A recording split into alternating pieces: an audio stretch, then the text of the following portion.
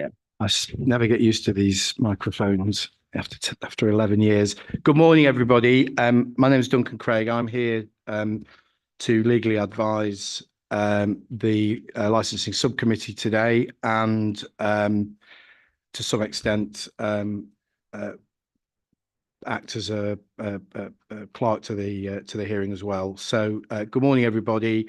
I have some housekeeping matters that I am required to share with you, so I'll go through those now. In the event of having to evacuate the council chamber, please leave one by one of the 6 emergency exits around the sides of the chamber. Please assemble at the far side of the front car park nearest to the park entrance. Officers will be on hand to assist anyone who needs any assistance. That's what it says. Please turn mobile phones to silent, and note that the meeting will be recorded and live streamed on YouTube. At the end of the representations, the meeting will be adjourned. The subcommittee will retire to make their decision into a separate room. The parties may remain in the meeting room and await the outcome, but must turn off their microphones, as the meeting will remain live on YouTube during this period. Could I please have a nomination for chair, please? I'd like to nominate Alan Thwaites. I'd like to second it. There we go. Good morning, everybody. My name is Councillor Alan Thwaites, and I am the chair of the subcommittee today. Please excuse me while I get my script. Those present are Siggy Atherton, Councillor Siggy Atherton, Councillor Richard Sharp, and myself, Councillor Alan Thwaites. The following council officers are present: Tom Pickle. It's Sarah Flower. Yeah. Duncan Craig, Joanne Belcher, Sarah Flower, Licensing and Compliance Officer, Simon Greensmith, Adam Green, Senior Democratic, and Sarah Evans, Democratic Services Officer. We are informed that the following are to be in attendance: for the applicant, Simon Oates, Alex Fish, Jeff Devio, excuse me if I pronounced that wrong, thank you, Felicity Tullock, and Philip Colvin Casey. Good morning. Interested parties, those making representations: Peter Carr from the Vale Parishes Group, Sue Bellamy, Denton Parish Council, Robin Pape, Steve Exwood, Barkston, Plonga and Redmole Parish Council, Ian Lowther, Barkston, Plonga and Redmole Parish Council. Do we have any apologies for absence? I've just received an email from Councillor Simon Lumley apologising. Okay, thank you. So agenda item 3, do any members have any interest to declare? Yes, I'd like to declare. Yeah. I'd just like to declare that I went to the festival last year. Are there any other reasons to be declared that would prejudice our ability to hold a fair hearing and to make a determination on this matter? No. So agenda item 4. This is the new premises licence application for the Forbidden Festival on land within the grounds and owned by Belvoir Castle, known as Nipton Pastures and Frog Hollow. Belvoir Castle Grounds, Belvoir, NG 32 1PE. The procedure we will follow today is the licensing officer will present the report. The applicant or their representative will present the application and address the representations with an opportunity afterwards for questions. The interested parties who are present will then be given the opportunity to present their case, and after their presentation, there will be an opportunity for questions. The parties will be given the opportunity to make closing statements. I will then adjourn the hearing to enable the subcommittee to retire and make a decision. We will be accompanied by a legal advisor who will advise on the law and any relevant guidance or case law. Any person may be represented by a person of their choosing, whether they are legally qualified or not. Any person may withdraw their representation at any point during this hearing. The subcommittee and legal advisor may ask questions at any point in the hearing to clarify any matter. This is not a court, and as such, strict court rules do not apply. The hearing will follow the procedure I have just outlined. Any evidence to be given will not be given under oath, but I should remind parties that providing untrue statements is a criminal offence under the Licensing Act 2003. Any comment, statement or question must be addressed through me as the chair and notified by raising their hand. There will be no direct examination by any person of any person. Questions will be permitted at the allotted times. I have and will exercise the right to intervene and interrupt any person if that person is providing evidence or asking questions that are not relevant to the hearing today, or to the 4 licensing objectives, which are the prevention of crime and disorder, public safety, the prevention of public nuisance, the protection of children from harm. If any person behaves in an unruly or disruptive manner, I shall exercise my rights as chair to adjourn the hearing and consider removing that person.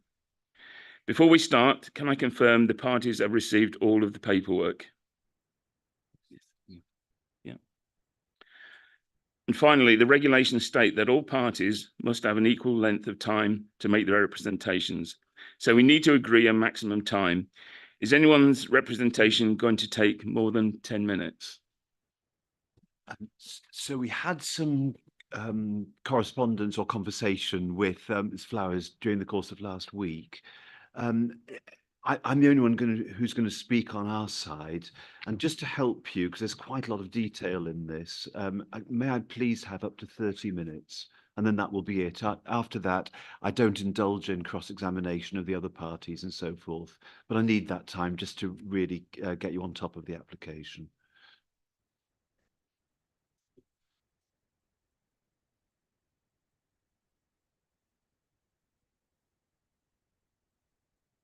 Yes, I think that's acceptable. And obviously that means all parties have up to 30 minutes, but hopefully that won't be fully taken. Thank you. And just to be clear, that the objectors who've made representations who are here will be afforded a discrete time themselves, not a collective time, which will be to the 10 minutes. So everybody will get the opportunity to use as much of that 10 minutes as they wish. I think there are 5 or possibly 6 objectors here today intending to speak. If I could also, just at this stage, as I've got the microphone on, there was an email that came from Mr. Pape on Friday in relation to the disclosure of certain details and questioning whether it was in accordance with GDPR regulations. And I'm just, in order to potentially truncate matters this morning, just to say I have advised the council on this. And the council, the way the council has dealt with the disclosure of information in relation to this application and hearing is in accordance with the 2018 Data Protection Act, in particular Schedule 2, is in accordance with the UK GDPR regulations, and is in accordance with the Licensing Act and the associated hearing regulations. So as far as the advice I've given the council is concerned, how they've dealt with that information is perfectly proper and lawful. I just thought I would address that at this stage in order that matter can hopefully be not a particularly live issue today. We are here to determine this application and on its merits, and I'm sure we would all like to focus on that in particular. So that's it. Thank you. Thank you. So each party will therefore have a maximum of 30 minutes in which to make their representation. The legal advisor will give a 1-minute warning before the end of the 30 minutes. I'll now invite the licensing officer to present their report. Thank you. In 2021, Forbidden Forest Limited were granted a 1-year premises licence to hold a one-off 4-day music festival, including camping, in July 2022 for up to 14,999 persons in the grounds of Belvoir Castle, Belvoir, NG32 1PE. Following this event, Forbidden Festival Limited applied for and were granted a permanent licence for up to 14,999 people, including camping, to take place on 4 consecutive days each year. A variation application was submitted on the 11th of September 2023 to increase the capacity to allow 24,999 people and to lodge an updated plan to accompany this. The variation application was withdrawn to address the issues raised by the representations made during the consultation process. A new premises licence application was made on the 27th of November 2023 for a festival over 5 days for 24,999 people to shadow the existing licence with the intention of surrendering the current licence MMA 0327 if a new one is granted. It is anticipated that the next event will take place between the 31st of May and the 2nd of June 2024, and the capacity will depend on if a new licence is granted or not. The new application was advertised by the way of a public notice in the Grantham Times and blue notices around the site. The premises location remains the same in Frog Hollow at Belvoir Castle and camping in Nipton Pastures, with a plan amended very slightly from the previous years. In summary, the new premises licence application would allow for the performance of plays, exhibitions of films, performance of live music, performance of dance, both indoor and outdoor, on Thursday, Friday, Saturday and Sunday from 12 o'clock until 2300. The playing of recorded music Thursday, Friday, Saturday and Sunday from 12 o'clock until 3 o'clock in the morning, with all licensable activity ceasing within the festival area at 2300 hours and continuing at the campsite until 3 o'clock in the morning in the form of a silent disco. Late night refreshments on the Thursday, Friday, Saturday and Sunday would take place from 11 a.m. until 5 in the morning, with all licensable activity ceasing within the festival site area at 11 p.m. Late night refreshment continuing until 5 a.m. on the campsite area. Supply of alcohol for consumption on the premises Thursday, Friday, Saturday and Sunday, 12 o'clock until 3 a.m. with all licensable activity ceasing within the festival site area at 2300 hours and continuing at the campsite until 3 o'clock in the morning. The opening hours would be Thursday from 10 o'clock in the morning until midnight, Friday midnight until midnight, Saturday midnight till midnight, Sunday midnight till midnight, and Monday midnight until 12 o'clock midday. During the 28-day consultation period, 31 representations were received from members of the public, including parish councils described as other persons in legislation. No representations were received from the responsible authorities, that being the police, fire service, trading standards, development control and planning, environmental health, public health, licensing and home office alcohol team, licensing team, apologies. Responsible authorities are not required to make comments on applications. They can have the option to make representations if they wish to do so. Looking at a tally of the issues raised in the representations, 26 mentioned traffic nuisances, 23 mentioned noise nuisances, 23 mentioned safety issues, 18 mentioned drug issues, 11 mentioned children and young persons, 7 mentioned crime, 6 mentioned security issues, and 3 mentioned the cumulative effect of the festival. Following the agenda send-out, it was identified that the pack sent to members of the public did not contain Appendix F. Once this was highlighted on the Wednesday, the full pack was sent out to all parties who had placed representations. Following a small amendment to this was made to the report to align the appendices, and an updated version was distributed on Thursday to make everyone aware of this. It did not materially change the report, and apologies once more for this oversight. I would ask that members consider carefully all the information which is available to them in the agenda pack before making an informed decision on this application based on the 4 licensing objectives, which are the protection of children from harm, preventing public nuisance, prevention of public safety, crime and disorder, and public safety. Thank you.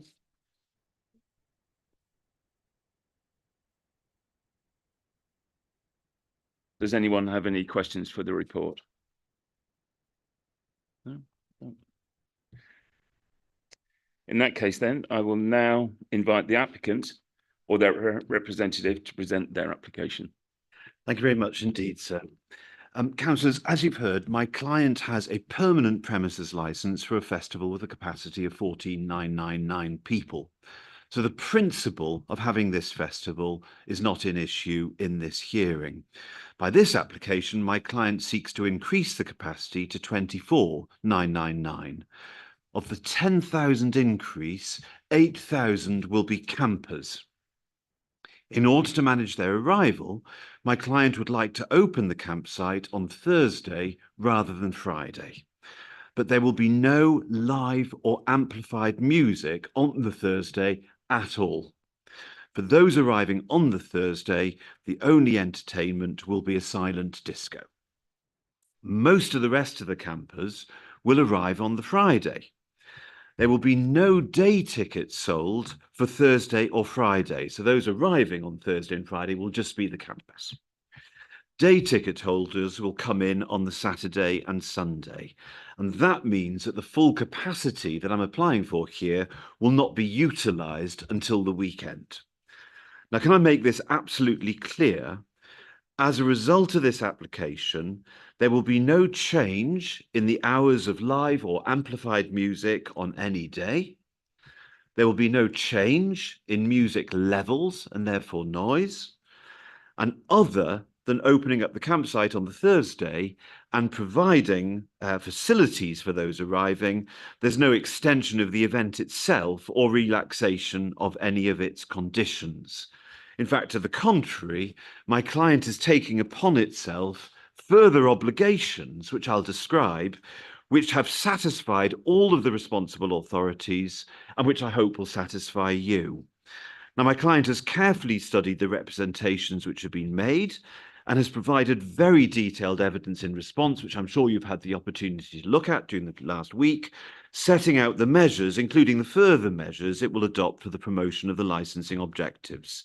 And I hope that having read this material and hearing my submissions, you will accept that my client is a highly professional operator which takes its obligations to promote the licensing objectives very seriously indeed for the protection of its customers and the wider community.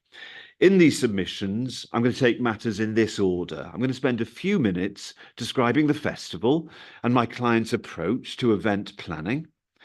I'm then going to say a few words about the licensing history of the event and the approach of the authorities and other statutory agencies.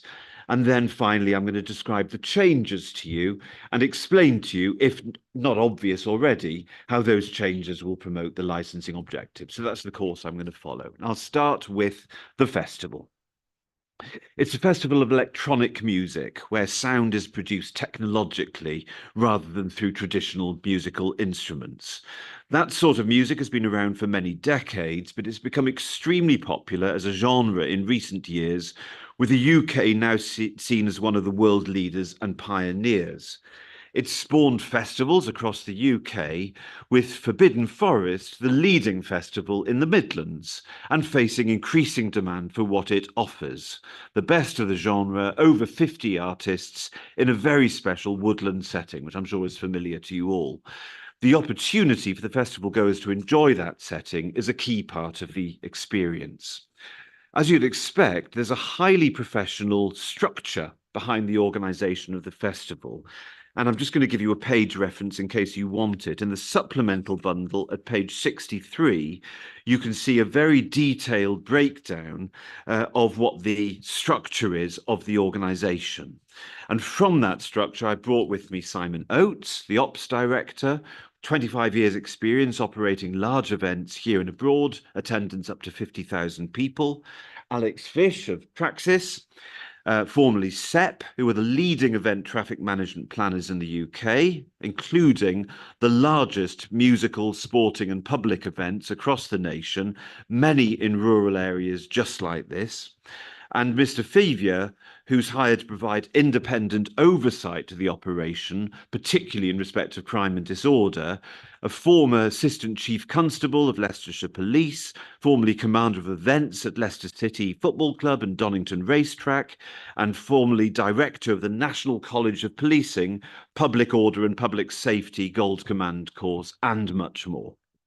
Mr. Fevier keeps a beady eye on the operation, and this year my client is pleased to read his independent comments that this is a well-managed, professional and effective team.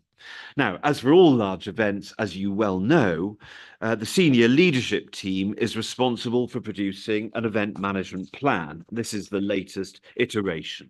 It's a Bible of documents, normally running to hundreds of pages, setting out the plans for controlling all elements of the event, including For example, transportation, both customer traffic and production traffic, event safety, crime prevention, search, security, counter-terrorism, medical, welfare, safeguarding, crowd management, noise, emergency planning, waste, and so on. A safety advisory group meets, again, as you know. It meets to consider the event management plan as it's in development, and it advises on the EMP as it's in development. And that's a really important group. Here, it consists of my client, Environmental Health, Highways Leicestershire and Lincolnshire, Police Leicestershire and Lincolnshire, licensing authorities, Fire Service Leicestershire and Lincolnshire, ambulance, and I should say the police representation includes the force planning, which deals with traffic, and also Leicestershire Police dealing with arrests and general policing. And it also includes here the Deputy Commander for Community Policing, which is important, and I'll come back to it. Now, my client, I've got to say, has found the professionals on the SAG to be a conscientious and diligent group, and they have been very helpful in appraising my client's work and making suggestions. Production of the draft EMP leads up to a site meeting in the weeks leading up to the event, where the EMP is hopefully signed off by the Safety Advisory Group. During that event, SAG members are stationed in event control at the festival, so they've got eyes and ears during the festival, and they may also go out into the community to test impacts in the wider community. A complaints line is kept open at the festival, so my client is open to hearing community issues, and also Environmental Health have got their own register and they log any complaints.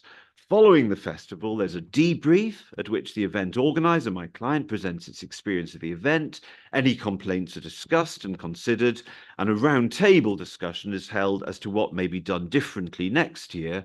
And so in that way, it is cyclical. The event management plan is iterative, developing from year to year, taking on board learnings from every single year, and an understanding is developed of the impacts of the event, and so my client is able to target measures to achieve year-on-year improvement. And that has been very much the experience at Forbidden Forest, and my client just wants to register its indebtedness to your officers and officers from the other statutory agencies with whom it has worked in partnership to deliver safe festivals here.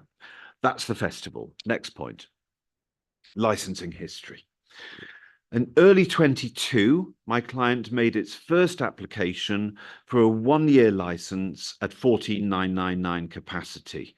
No responsible authority objected, having seen what my client put in. Environmental Health, I should say, put in a rep saying they supported the festival subject to conditions which were duly added to the license and which are still on the license. The event passed off successfully in July of 22. August 22, application to make the license permanent. The responsible authorities now had experience of my client and its operation of the event. None of them had any issue with the festival. None of them made a representation. Application granted. June 23, second Forbidden Forest Festival took place. September 23, application to increase to 24,999. The responsible authorities now had experience of two festivals. None of them had any issue with the increase. None of them made a representation.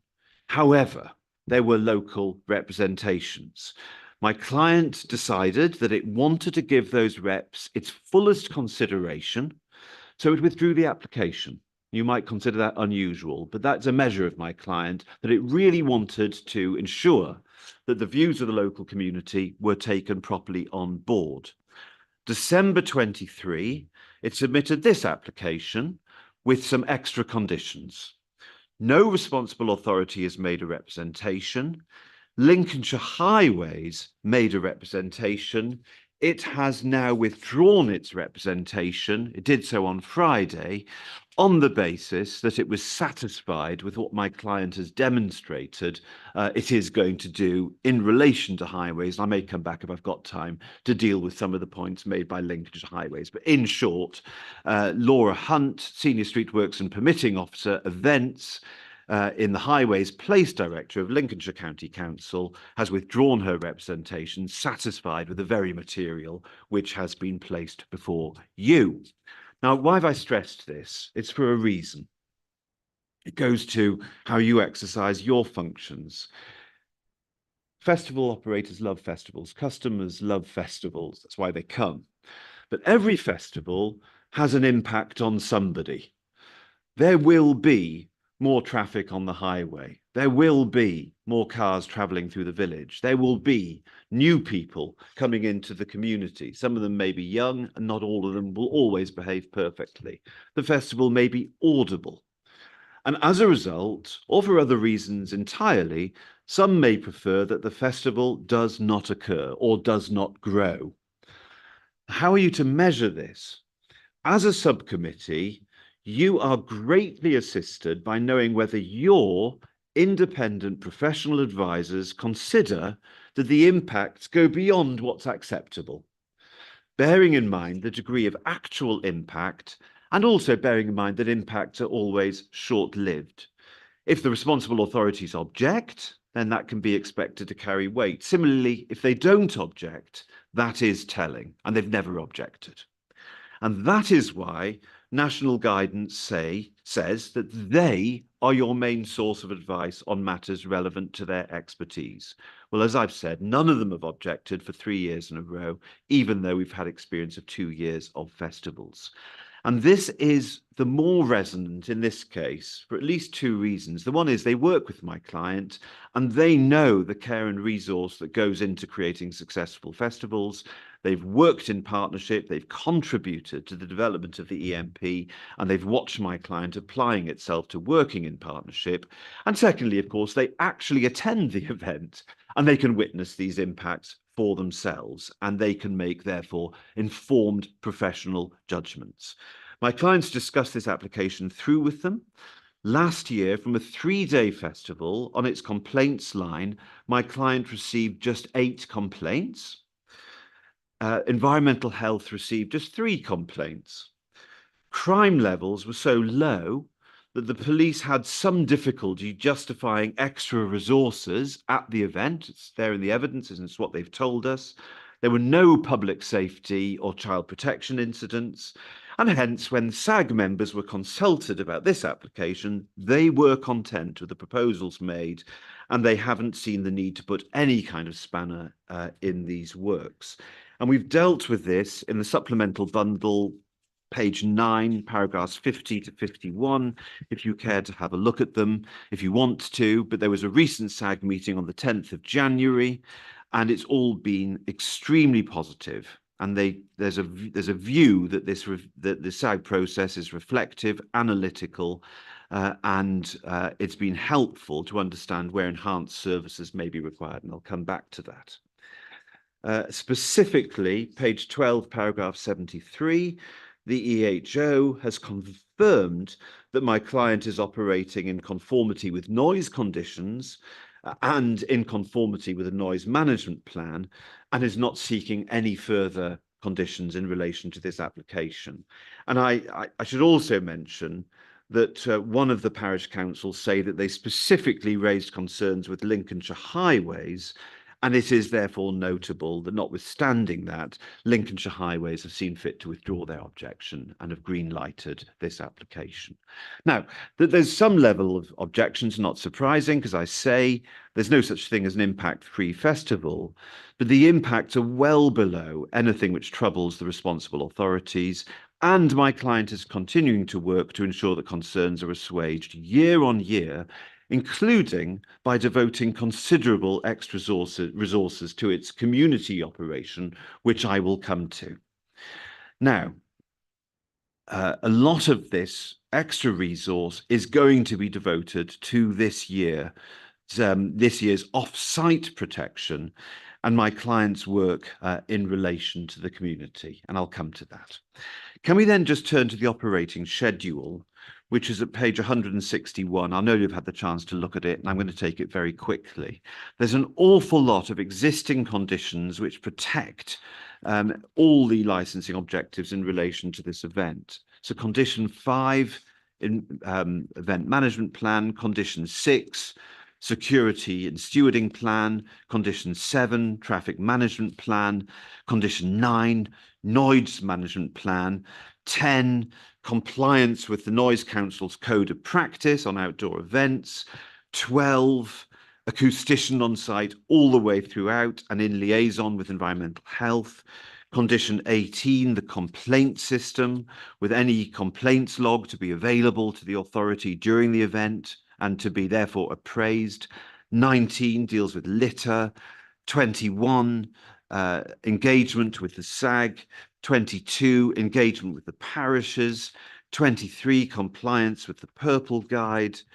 Travelling on. 44, prevention of crime and disorder to prevent unauthorised access.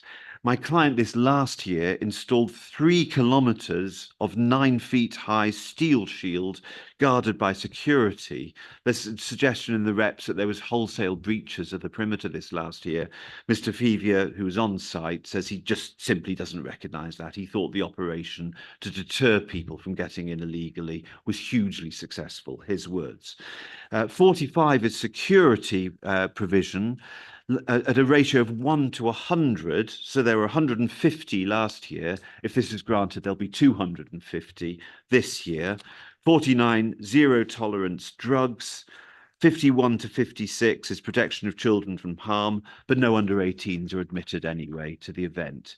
I'm going to return to 57 to 59 in a moment. They're important, but these conditions underpin the event planning. It's not some voluntary thing my client does. Its feet are held to the fire by a very extensive premises license, and my client complies with its license to ensure that the objectives are promoted. And as I say, the authorities are on site, and if my client wasn't complying with its license, you would know about it.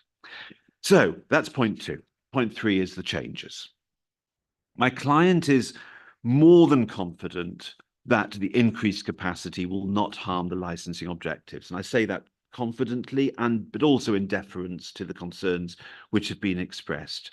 It's confident, it has an excellent team, a first-class SAG to work with, a capacious site, which quite unusually is large enough to take all the campers, a large footprint to enjoy the event, and car parking facilities large enough to take all the transportation seeking to come to the site. It's also found that festival goers in general are a very nice crowd, and they're not wont to present any special difficulties in terms of crowd management or security. No one's been taken off to hospital because of over-imbibing of anything, no public safety incidents, very low crime levels, and so forth. The fact that neither this application nor the last 2 brought forward any representations, and that there are no concerns at SAG, tells my client it's on the right track, and the event planning process will continue at both with the SAG and in consultation with the parishes to ensure that everything which can be done is done. Nevertheless, my client is highly conscious of these reps, and it wants to do all it can do to ameliorate any concerns which are out there in the community. Now, having read these reps, you will have seen, and I think it's basically just been said, that these reps are not about what happens on site. They're really about a fear of what impacts might accrue off site. So how are we going to deal with that? Well, here's a point I could make. If you look at your agenda pack at page 10, paragraph 2.26, it informs you, right at the top, it informs you that national guidance says that beyond the immediate area surrounding the premises, these are matters for the personal responsibility of individuals under the law. An individual who engages in antisocial behaviour is accountable in their own right. So that is the legal and policy position. And my client could have come along and just said that. And it could have said, look at the maps we've produced. All the reps come from people who are really some distance from the site. Indeed, in many cases, many miles from the site. You shouldn't take account of them. But, and while that is the legal and policy position, that isn't my client's approach. And it's not my client's approach because it does not accord with its ethos or its sense of corporate responsibility to protect the community within whose centre this festival is to be sited. It has worked very hard to listen to the concerns and deal with them, even to the degree of, at great expense, withdrawing its September application so as to be able to return to you with well-considered proposals to meet these concerns. I don't need to take you there, but at page 177 of the agenda papers, there was a report to my client commissioned from Mr. Fevia with 8 recommendations, which my client has sought to implement, and a number of those concerned community liaison. And it's added various measures of its own and in consultation with Traxis. Now, I'm going to point to a number of these measures. I'm going to endeavour to be brief because I've only got 9 minutes left. First of all, there are new conditions. Point 1, new condition 57 in the operating schedule, a community liaison group, formal group. With that group, we would expect open discussion, minutes and action points as the community not only feels listened to, but is listened to. This CLG will be run by the police community liaison officer with representation from 2 of the parishes. The representatives in turn will form a subgroup and meet with my client and its highways, traffic management and security team, and also the police and Lincolnshire and Leicestershire highways. The police community liaison officer will also feed back discussions and outcomes to the SAG to make sure that what is said is fed through. 2, condition 58, a letter to go to all residents, tell them about the festival, what to expect, and so forth, and how they can complain if they've got issues. The condition originally proposes a distribution of 0.5 miles. But my client has been delivering to an extended footprint and invites you to substitute 3.5 miles. If my O-level math serves me, that is 49 times larger than is actually on the current condition on the license. 3, condition 58, a reporting hotline shared with residents, businesses and parishes, but also on the side of patrol vehicles around the wider area, including the villages. Any calls will come through to the event liaison team, which is based in event control and includes all the key services, police, security, medical, traffic management, and so on, and noise. And so there'll always be somebody there with the expertise to handle a call. 4, very important and new, rapid response team. If a resident says there's litter outside my home or poor parking or any concern, it can be reported to the hotline and there will be a rapid response team to meet and discuss the issue with any action necessary being taken. Now, those are really key matters. My client is very committed to improving community liaison for the event and community response at the event. So take, for example, noise. My client has to maintain levels within the code of practice. There are 5 standard exterior monitoring points. Denton and Stathern were added in 2023. But if someone complains wherever they live, my client will log it, it will attend, and it will measure to ensure they're in compliance. And if heaven forfend they're not in compliance, that will be rectified immediately, and that log is then available to your authority. 5, there will be 100 more security at my client's disposal for on-site and off-site protection on a 1:100 ratio. 6, and you can find this at page 16, paragraph 107. Last year, there was modest police provision on the basis that as the police saw it, there was a very low crime rate at the event. But my client, to Mr. Fevia, has spoken to the police about community concerns. Crime or no crime, there are community concerns. In consequence, to reassure the community, they will provide an enhanced capacity of patrolling police officers in and around the site and surrounding villages, And this will deal with anything which arises, including, for example, rogue parking. And at the SAG, they've also said they're intending to place beat officers in the villages to discourage any antisocial behaviour and to reassure the community. 7, in addition, my client will be paying for additional bike patrols, as it happens, from Leicestershire Police to patrol the Lincolnshire villages, including Denton. And these will operate throughout the day and into the early hours of the following morning. So if anything comes up, a traffic issue, whatever it may be, there's police on motorbikes who can get there quickly, paid for by my client, dedicated, and therefore at my client's disposal.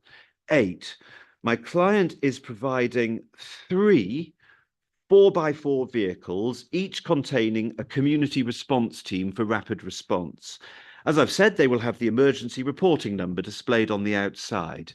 Those vehicles will be driven and managed by my client's security contractor, Compact Security, who are approved contractors of the SIA. Those patrols will operate from the morning to the early hours of the following morning. So they will be out, driving around, picking up any issues and ready to respond urgently. There will be, so I think just standing back from that, what the community will see this year is a much bigger security presence from the police and from my client's own team out there, visible and available to react quickly to any perceived or actual, obviously, community issues. Let me turn to a series of extra traffic measures. I haven't got time to go through all of them. If you look at the supplementary bundle, paragraphs, page 23, paragraphs 165 to 186, you can see the depth of thought given to this and the various responsive measures. Can I just mention some of the main ones? 9, highways approval to a variable message sign on the A1, I know you know your roads, directing vehicles to access the site via the A52 rather than just through Denton. And so this will provide, when needed, an alternative route to Denton. And this will be exercised in conjunction with the police, both Leicestershire and Lincolnshire, to make sure there's not oversupply through any particular traffic channels. 10, additional signage through the villages to reinforce prescribed routes. 11, traffic calming measures, including lower speed controls on minor roads near the villages and slow signs, respect our neighbour signs, and so forth. And Mr. Fish can go into how those traffic calming measures will work in detail if need be. 12, strong enforcement of no waiting, no parking in zones near the site, supported by your enforcement officers. 13, reinforcing weight restrictions through Denton to make sure that heavy vehicles are not coming in through Denton. Now, you can find much more detail on these measures in the Traxis report, supplemental bundle, pages 51 to 59. My client has set Traxis the job of making this as good as it can be and has listened to this advice and listened to their advice. Traxis believe that with all of this, the traffic will be less impactful this year than it was last year. They've got a reputation to protect. They don't say these things lightly, and I know we're being recorded. So there we are. 14, my client will also work hard to promote coach and bus travel to the site. Coach travel is being advertised both from within the Midlands and further afield, and there will be double the shuttle bus connection from Grantham. Some people stay in Grantham, and there will be 4 buses to shuttle them back and forward to the festival. 15, my client is also committed to discussing traffic plans with the parishes to ensure their concerns are taken on board. And 16, waste, page 15, paragraph 97, Grist Environmental will install a community team to perform litter picks beyond the site area and in response to any complaints. We hadn't had any litter complaints till the reps now. Now there has been when my client wants to respond to it. Festivals like this produce cultural and economic benefits for participants. They produce the opportunity to listen to the music they love in surroundings. There are tourism benefits, obviously, and there are significant economic benefits. 600 people work at this festival, mostly local. There were local contractors, local supply lines, the spend in the local community, and there were nearly 4,000 hotel nights booked locally. My client recognises these festivals are not everyone's cup of tea, but my client has gone the extra mile to try and make sure that the concerns which have been expressed by these good people are fully met, and we look forward to working in partnership with them and indeed with the authority to deliver another successful year. Thank you very much, and I've gone 20 seconds over. I apologise. Thanks very much. I'll forgive the 20 seconds. If Thank you'd you. like to turn the microphone off, unless you want to stay on camera.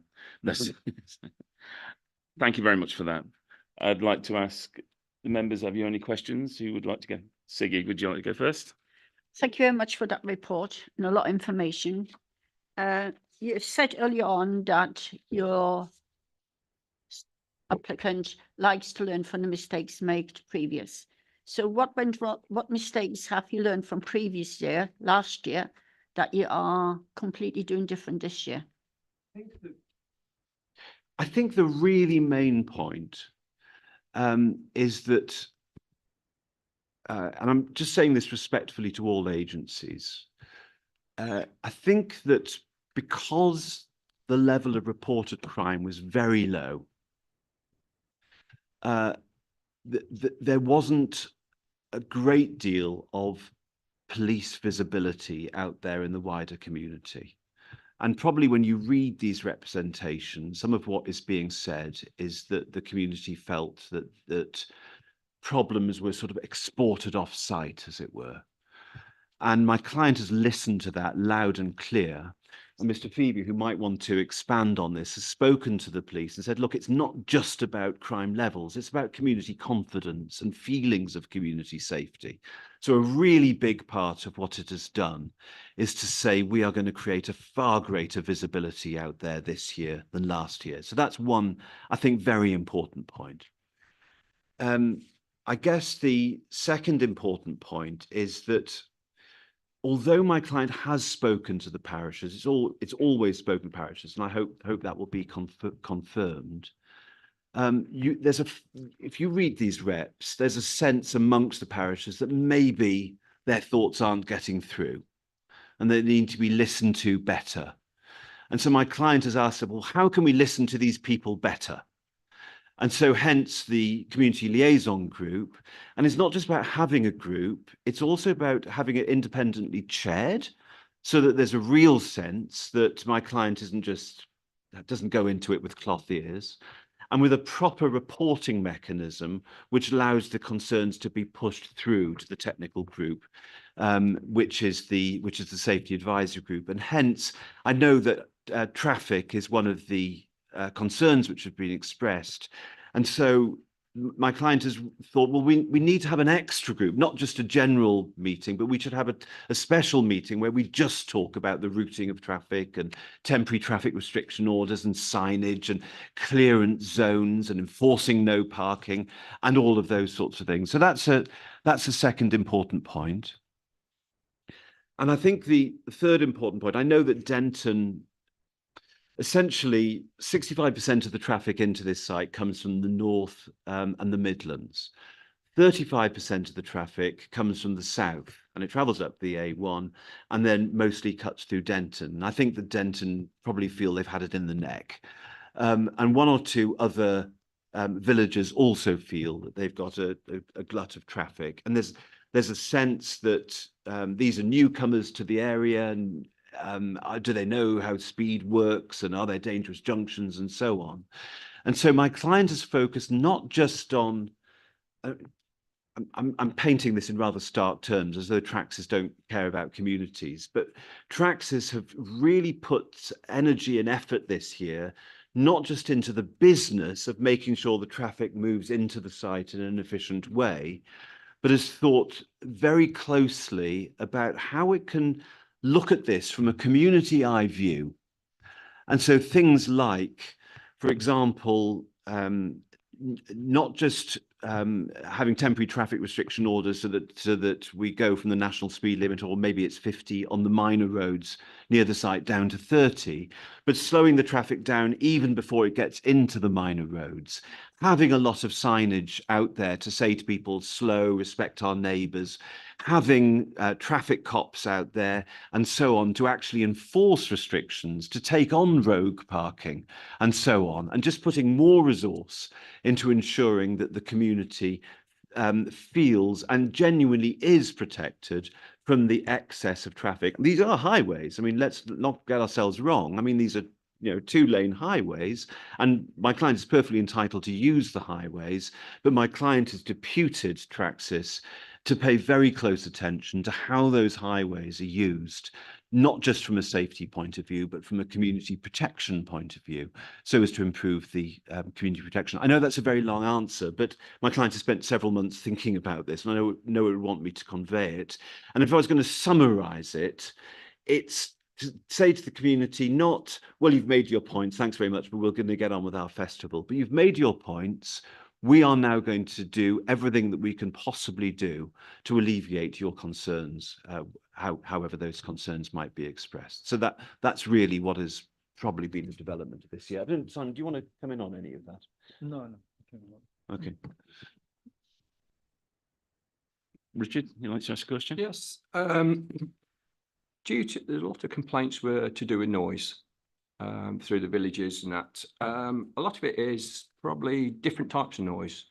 A lot of the noise complaints, I think, is the bass music that echoes throughout the system, which probably doesn't get detected properly through the points that you're saying at Denton and Stavern. I think that's more of a problem than for the villages. The other noise you seem to hear, but it seems with the trees and that it keeps it low, but with the bass noise seems to lift and travel. And I think that's more of a problem. And I didn't know whether there was the sound system, well, not the sound systems, the where you detect in, is there a certain detection for bass noise rather than other noise? Yes. I mean, first of all, we didn't bring F1 acoustics along today because the noise is going to be, there's no extra noise as a result of this. And so it's extra people, but there's no extra noise. But some of the reps did make the exact point that you've just made. And F1 have put in evidence, it's here in the bundle, I can take you to the page if you want, to say that they're not sure how the local authority measures its noise, but they also measure bass noise. F1 measure bass noise, both at the 5 fixed monitoring locations, which are agreed with the authority, everything logged, and the council will get a full log of all the high frequency noises, but also low frequency noise. And they've said in response to particular complaints, when they've gone to the location, they've checked that everything is within the limits which are set both by the POP code and by the noise management plan, and they are. When it comes to the event, one of the conditions says they've got to orient the stage so as to ensure that as little noise as possible reaches the villagers. But all I can say is that if this concern continues to be expressed through the community liaison group, then you can be assured that my client will pick this up with your noise officer. But your noise officer has said to my client, having seen the logs, having seen the complaints, I think 3 complaints were made to EH last year, you know that it will be properly clocked and properly measured in this year's festival.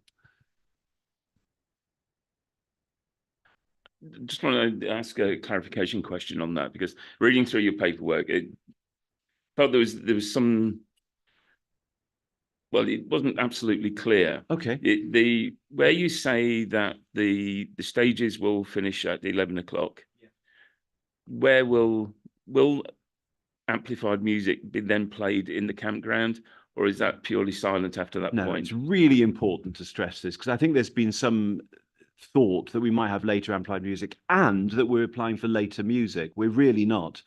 The amplified noise of all sorts will finish at 11 p.m. And the only music which will be played after that is silent. So any noise complaints after 11 o'clock will be immediately investigated? Oh, absolutely. I mean, I think there was one rep which said they could hear music even later. If it isn't anything to do with my client, and my client in response to the rep has said exactly that. But if somebody rings up and says your music at 1 o'clock in the morning is driving us nuts, and I don't know what, somebody's put up their little portable sound system, I don't know what, it will be squashed. That is not what is supposed to happen.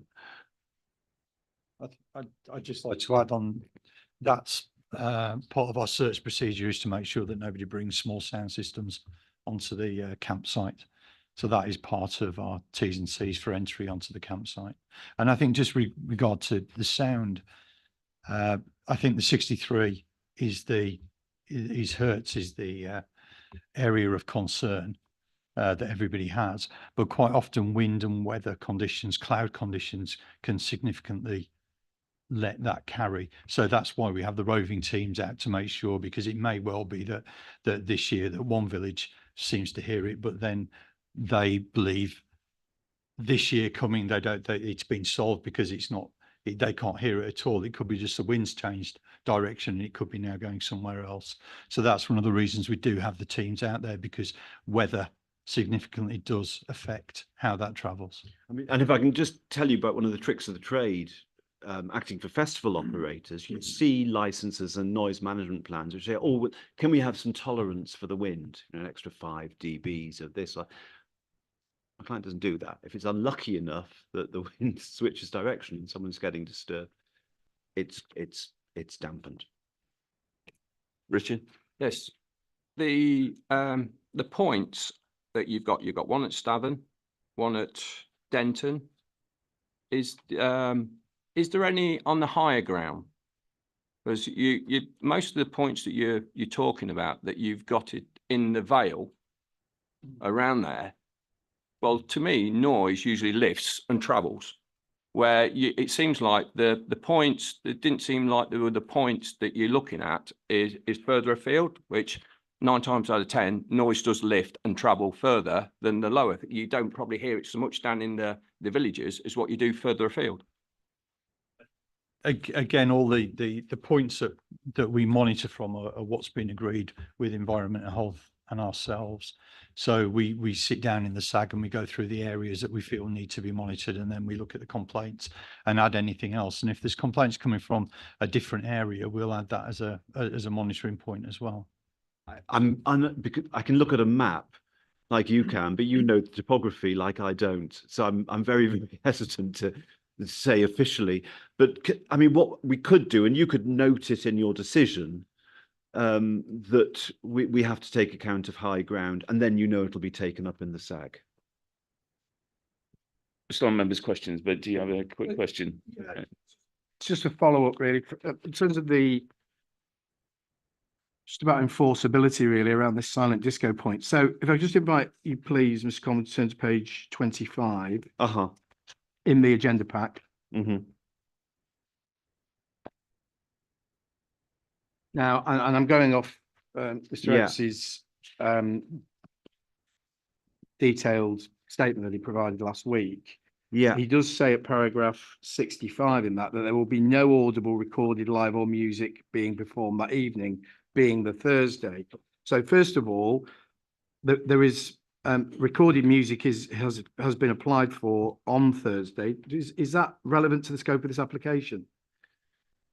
Sorry, Mr. Craig, can I just read this? It's intended for all license to cease from the festival site at 11, while license will proceed until 3 AM in the form. Yes.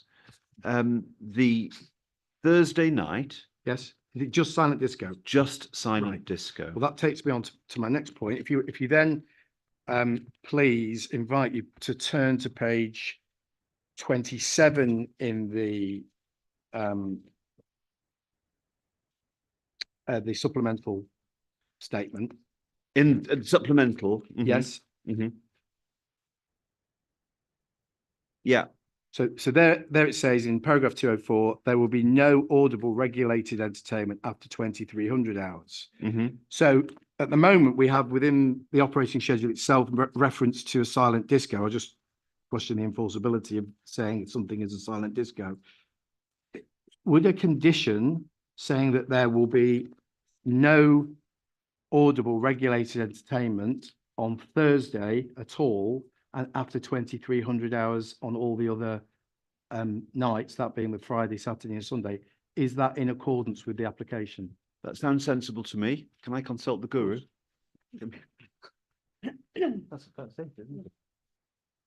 Thank you. I've got a couple of other questions, but I'll save those to the end. I'll jump to do them now or take it to the end. Same to the end. Fine, Yeah. thank you. Councillor Addington? Thank you. You said earlier on that no under 18 will be admitted. How are you going to enforce that? Because I have grandchildren and I tell you, if they're phoned to find a way in, they will find a way in.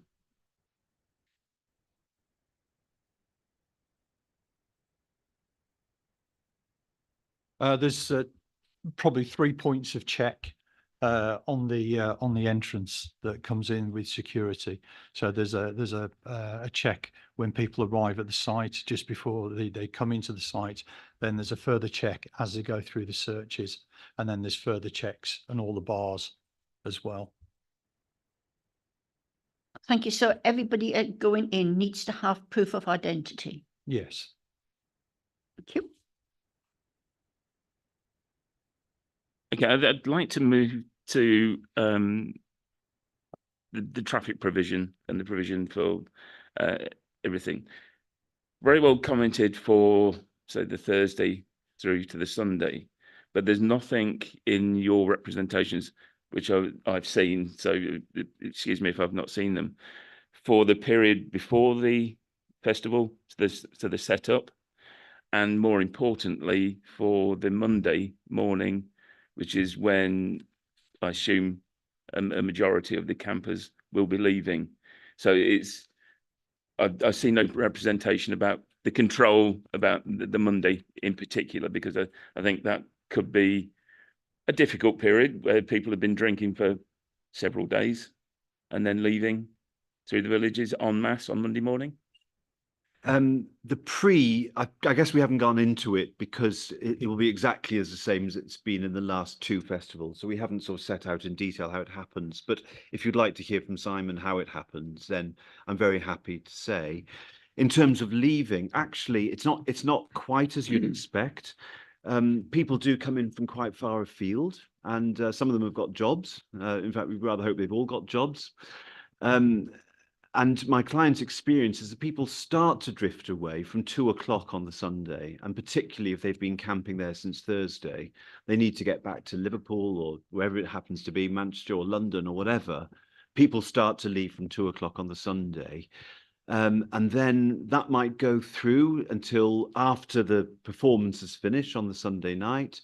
Then the campsite closes later on, and then it opens again on the Monday morning. I would say, but Simon will confirm, that Monday morning is probably the rump of people rather than being the large majority of people. But can you help out on Yeah, sure. Sure. I mean, I think that I pretty much mirror what's just been said, that the egress out of the site is actually probably over about 18 hours, as opposed to where on a Saturday the day tickets leave, or on the Sunday night the day tickets leave between 11 and 12:15.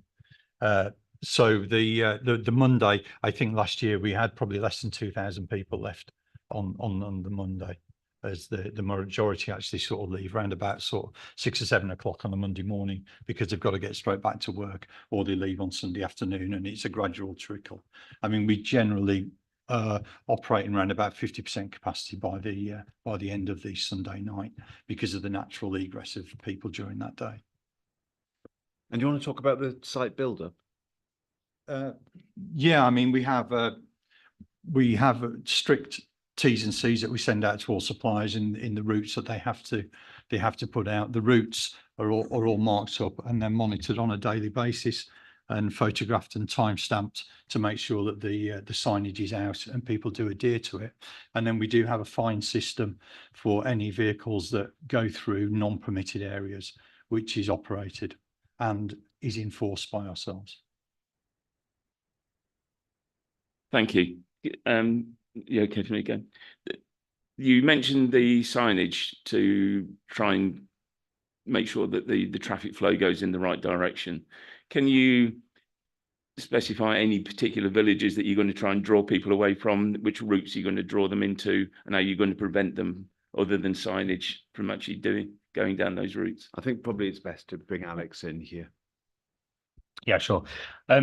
So obviously if we sort of take it back to the start, we've got to look at the most practical and suitable routes that we've got, and also to take into consideration what is inevitably the user and the sat nav situation that we have. So we've got to balance the two approaches. So at key points, particularly along the 52 and the 607, we've identified where a sat nav may naturally take vehicles off that take it on what we would deem to be an unsuitable routes, and therefore via villages that are a lot narrower than the ones that perhaps we've prescribed at the moment. So we've additional signage as we've identified additional signage along these routes to sort of promote the use of the prescribed routes, to turn off sat navs, to follow the event directional signage, and to lead by those routes as opposed to their own sort of general direction.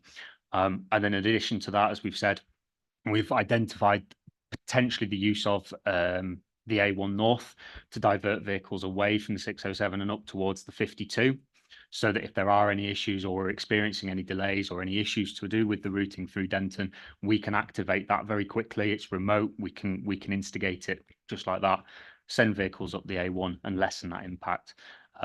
So the use of fixed signage, dynamic variable message signage will help with that as well. Maybe to carry on with yourself, in the fact that we also talked about parking, especially parking in the villages, parking where there shouldn't be parking, or it's going to actually cause either complaint. And I know that came through on a lot of the other complaints.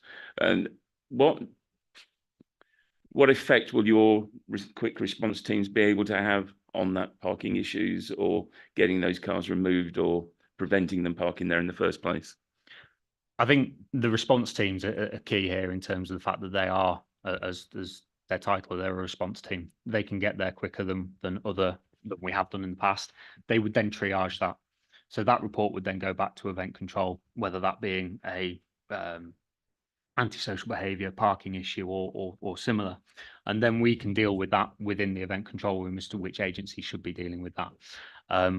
We've previously mentioned that we're looking at enforcement to remove these vehicles in particular areas where we've got a reinforced clearway now, the no waiting restrictions that we have in place, to then subsequently action that. And I think that will also help to mitigate those issues. Having that roaming police presence as well, I think is a huge benefit to this year's event, in the fact that it's going to deter an awful lot of people from previous behaviour and previous misdemeanours. Yeah, I'm pleased. Sorry, I'm pleased you mentioned the roaming police. Just to clarify one point, that you mentioned that it was Leicestershire Police, but they would be doing Lincolnshire villages. I assume they mean all the villages. I think that's the idea, isn't it? Yes, Yeah, they've not, agreed. Yeah. It's not just Lincolnshire villages. It's all the villages within a what radius? The 3.5 mile that you talked about before, or I've got one of coming on. So the discussions that we've had is that if anything in neighbouring villages, so just cross-bordering villages, if there are any issues that were arguably localised down to the event, Leicestershire would deal with those issues, but it would then the follow-up subsequent repercussions of that would then be pushed back to the relevant police authority. So it would just be within the bordering vicinities, as far as I'm aware, but we can seek further clarification on that. okay, yeah, and then maybe further clarification then. So what are those, because you talked about motorcycle police, what are their powers going to actually be while they're on patrol, while they're patrolling? What are they able to do, basically? As they would do as a roads policing unit anyway. It's just the fact that they can actually action things within Denton. Woolsthorpe, I think, is another one that just falls outside of that borderline as well. So they're not, what they're saying is they're not just going to turn a blind eye to it just because it doesn't fall within their jurisdiction. If it's event related, then they will pick that up in their due diligence as they would do normally. And just for the uninitiated, when you say they'll do the things they normally do, what are those things that they can pick up and deal with? I think it's, general obstructions, vehicles causing obstructions onto driveways. They can action removal of those vehicles. We are relying on enforcement agencies as well to ticket and penalise those people that are parking within restrictions. Police have a limited amount of what they will and won't deem as towable offences. So a vehicle that is causing an obstruction will potentially be towed. Vehicles that are falling within TTROs or temporary regulation orders would then be picked up by the relevant licensing authority to penalise according to that. Richard? Yeah, you were saying about weight restriction Mhm. on some of the roads. A lot of the businesses around there might run, local businesses run heavy goods vehicles, large machinery and stuff. Are they going to be penalised for using that road? So no, I mean, when we're referring to those weight restrictions, there's obviously the one that an access weight restriction through Denton. What we're intending to do, particularly during the build and break for that, is to reinforce the fact that they are approaching to a weight restricted area, to limit the amount of vehicles that are going through there, and then through the measures that the event's taking to penalise those vehicles. So normal everyday vehicles that would generally have access granted through those restrictions would still be able to go without being inconvenienced. I mean, just to be absolutely clear, I've also picked up this point. It doesn't change a weight restriction. It just makes sure that event traffic is very aware of the weight restriction and its obligation not to breach it. Same thing with like with the setup and stuff like that. Is when you like if you have a lot of lorries coming on all on one day, and there is there a place where they can be parked up off site, so they're not so there's no issues with the road being blocked and stuff like that? Because on some events that you go to, they've got like a place where they park in, and then they have access time to be allowed in to stop this congestion on the road throughout the Thursday and the Friday, well, before the Thursday and the Friday, because you'll be 2 weeks ahead of the game setting up. I think one of the beauties of the site is obviously it can hold a number of vehicles before we get to that issue of it congesting out on the highway. I think that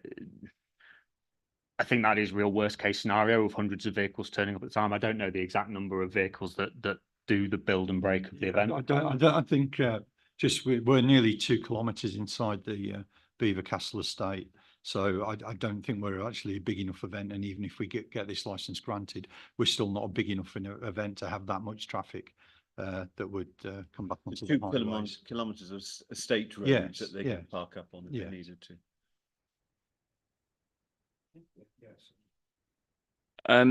Just like to pick on one of the points, because I know one of the parts that I read, I think it was a parish council, but it was about pickups when people were using taxis, etc. And there was a suggestion that there should be an area for pickups. Is that I don't remember seeing that in any of the new plans. Yeah, so it's one of it is in there, but I had to select my points. So one of the things is that taxis might think, oh, I'm not going in there. And so maybe they'll sit on the Woolsthorpe Road junction or something and pick people up. So this year, Simon has got meetings with the local taxi companies to say there will be provision made. You will not be delayed if you go on site, A. And B, people who are leaving the actual entertainment will be directed to the PUDO, the pick up and drop off, which is in site. So they will be discouraged and pointed away from leaving the entire site in order to go out onto the highway. So my client's very aware of this. And my client will also be deputing either police or security to the immediate perimeter and to the pick up and drop off to make sure that it works as it's intended to work. So it's just one of the points that my client has listened to and has wanted to respond to. Okay, I mean the other point is on this similar sort of area where the coach travel, to Grantham, I think it wasn't sufficient. Yeah. How are you going to make sure, again, with the increased numbers, that it will be sufficient this time? Yeah. Sorry, I wasn't aware that it wasn't sufficient. We weren't ever full. Sorry, there was a comment in, I think, one of the okay. representations. Yeah, I mean, I think last year I don't think it was sufficient. I think this year, though, we are looking to bolster that just to make sure that the waiting time of people waiting for a shuttle, because it is about a 40-minute sort of circular journey. So there's going to be more coaches in circulation, which should move more people. So there was potential waiting where people have waited sort of 45 minutes to an hour, but I don't believe there was any shortage in capacity as far as I'm aware. The shuttle was going to run from just Grantham? At the moment, yes, just in and out of Grantham, because that just seems to be where the demand is. There isn't really any demand for anybody to go anywhere else.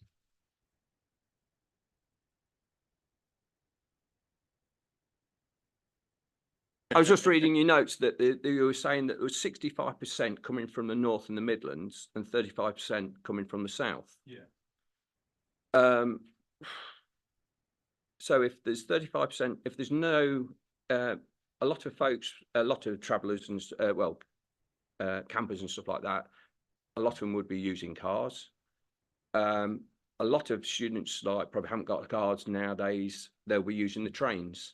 Well, the folks from south side would be coming from Birmingham to Melton, so that would be one.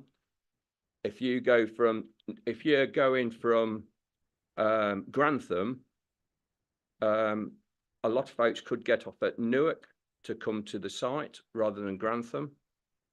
But even so, it's, to me, in that you've allocated Grantham all the time, but nothing on the Leicestershire, Birmingham, Wales side, which a lot of festival goers come from Wales side that come to Birmingham, come to Melton.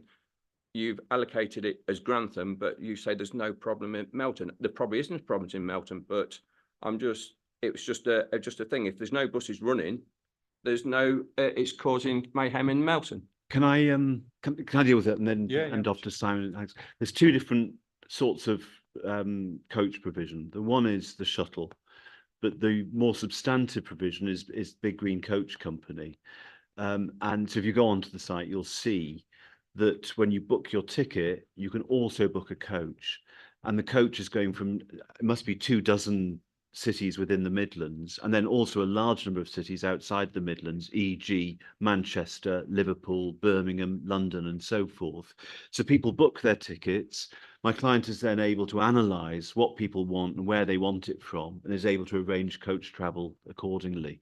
So that's where people are actually coming to the site by coach. But in addition, I think is Grantham the nearest railway station? Yeah, it's operating a shuttle from Grantham. I mean, if it were thought, and I just don't know, I don't have the data, but if it were thought, and my client can analyse this, that there was demand for a shuttle from Newark, I'm sure it can look at that sort of thing. Yeah. But that's the sort of thing which the SAG looks at in detail. Yeah. I mean, I'd concur with that. It's if there's need for something to run from Newark and from Melton, then it would be in our interest to do that. But at the moment, you know, we've got quite strong communication with the community, with our community through social media.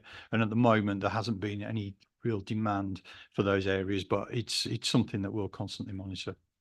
And if it's needed, 100% we'll put it in. I'd just like to go back to one of the points about the traffic flow, when it will arrive, etc. And taking on your point that a lot of people do hopefully work.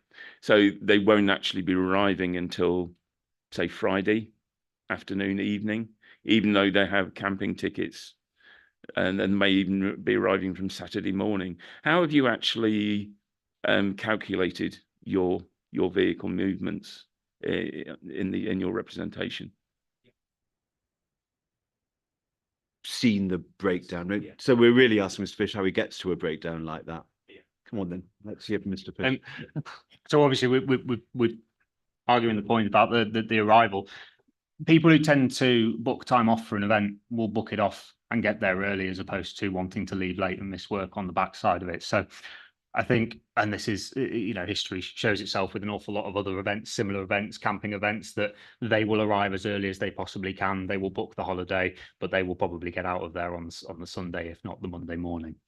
So on that nature, the increase in capacity, the additional camping, we've looked at spreading that across the 2 days, the Thursday and the Friday, understanding what that capacity was on the Friday and therefore the Saturday in 2023, and looking at how that would then elongate across the 2 days. The main premise being that there is no additional pressure than what we experienced in 2023 on either the load-in, the bulk load-in, 90% of the load-in on the Friday in 2023, or the Saturday where you had the remaining 10% of the campers and the day tickets arriving. So the day tickets aren't arriving on the Thursday and the Friday, and the main uplift in terms of the capacity is on the camping. So we turn ourselves to the Thursday and what we can do with that. We would anticipate, sorry, I can tell you your numbers. You've got, of the campers, Down you've got front 40% Thursday, 50 Friday, and 10% Saturday. So I think the Correct. councillor's question is how do you estimate and prophesy these things? Yeah, it's previous data and experience from similar events in a similar area, rural area, that allows for that Thursday and Friday load-in.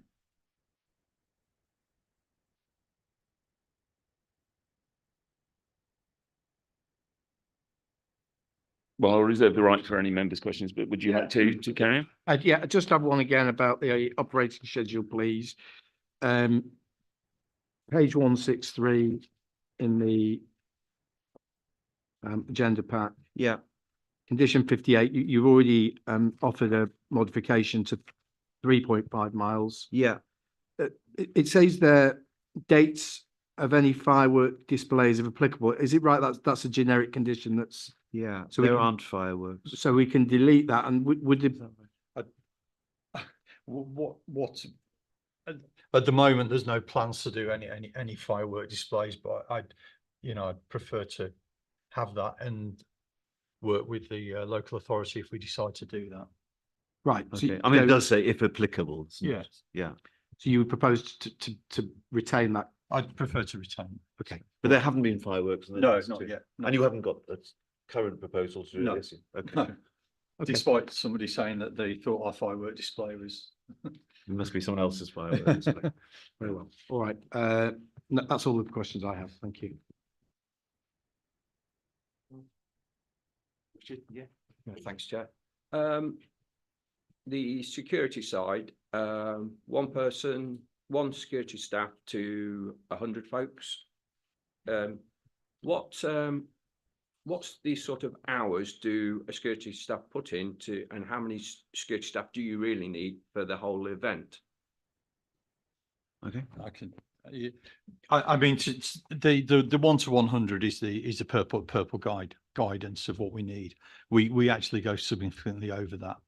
There'll probably be closer to about 350 security on there. So that enables us to be able to have a dedicated internal team and a dedicated external team. So there's no redeployment of internal security to do with external events. And likewise, if there's problems on the inside of the event, we don't have to then bring security from the outside to the inside. So that's why we operate with a lot more security than what we actually are required to do. I think on a normal shift, I think they're working about 8-hour shifts.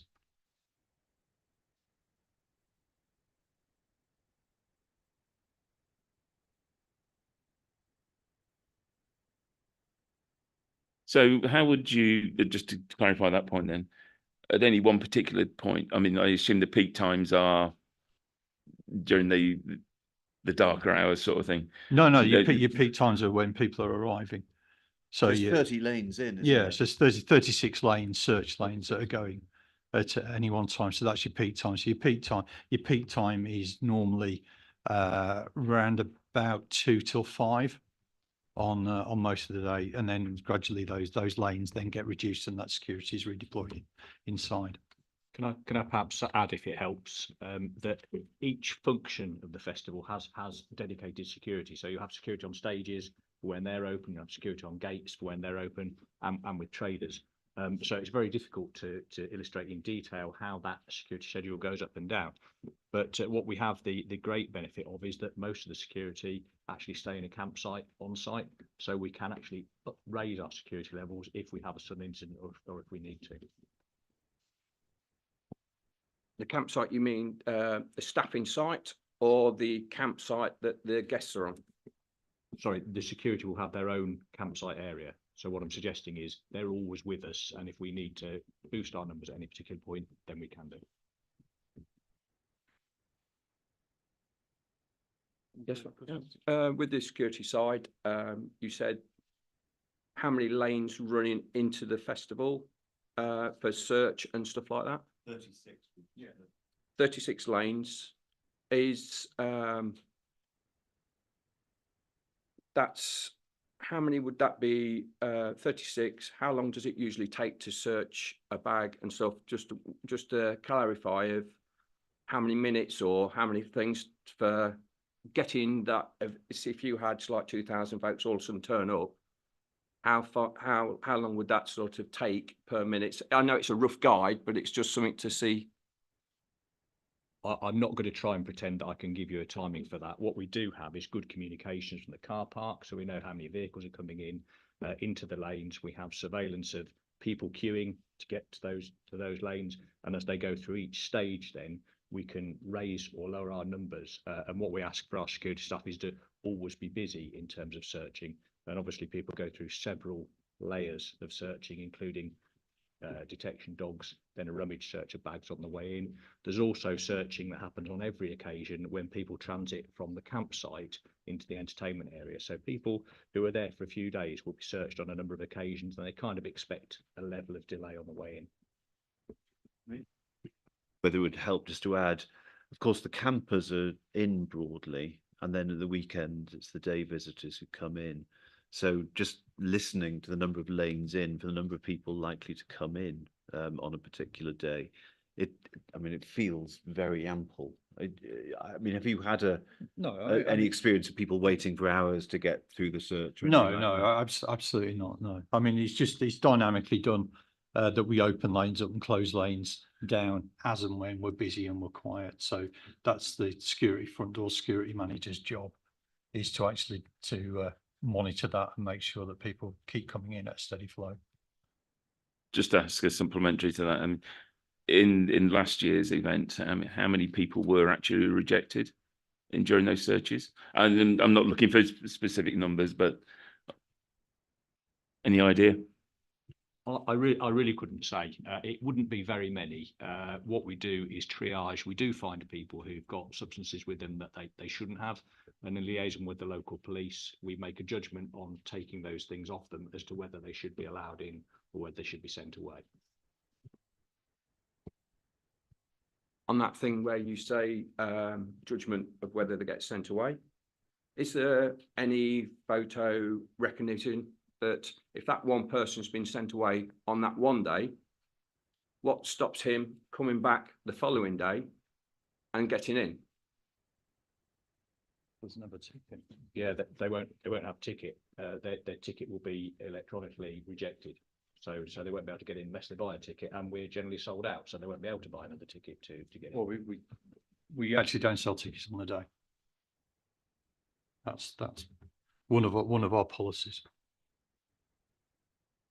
Just a couple of small points then, I think, because they're coming to an end there. I know it's just a sample, but the letter that you had in your representation doesn't mention the Thursday.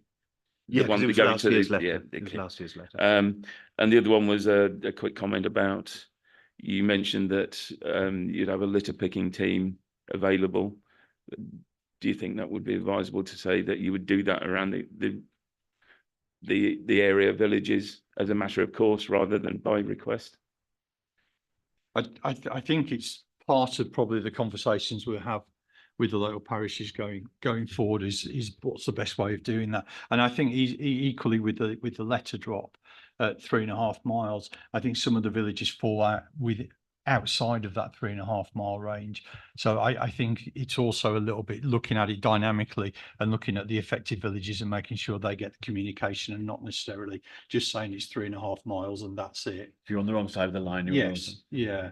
So I think that's something that we are looking to sort of improve on, is that level of communication of letters going out. Because I think it's been highlighted that our mail out sometimes doesn't hit some of the villages that are affected by the ingress and egress, even though they're outside the perimeter that we're supposed to mail to. Okay, thanks very much. I think that's the end of our questions. I think it might be opportune to just take a 5-minute break, if that's okay with everybody. So if we can reconvene at 11:35. Thank you. Thank you very much.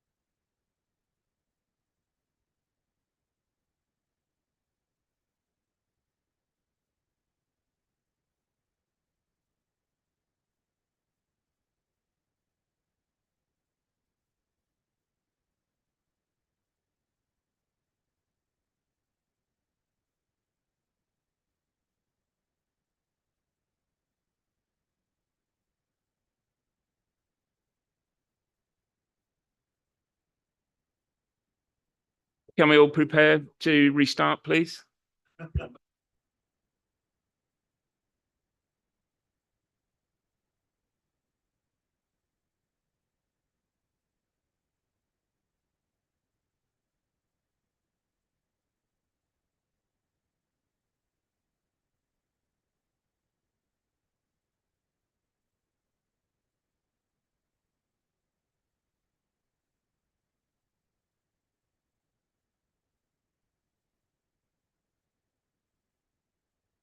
Are we all ready to restart the meeting?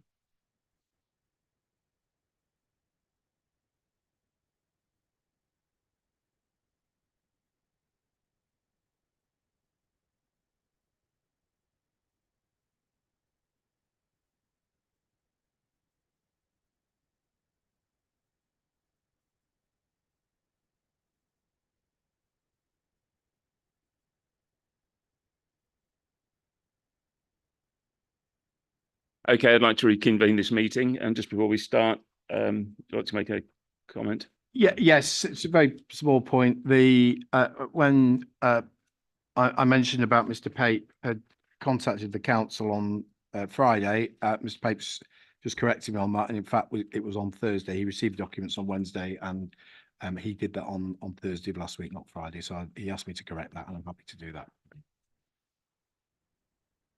Thank you. We didn't have any responsible authority submissions, so therefore we'll move on to the interested party submissions. I will now ask the interested parties to make their representations, and the first would be Peter Carr from the Vale Parishes Group. If you'd like to come forward, please. If you'd like to take a seat. The microphone is operated with the little face in the middle of the thing. When it's red, you're on camera. If you'd like to come, you have up to 30 minutes, but please feel no need to use that 30 minutes if you do not wish to. Thanks very much. I'd be delighted not to use 30 minutes.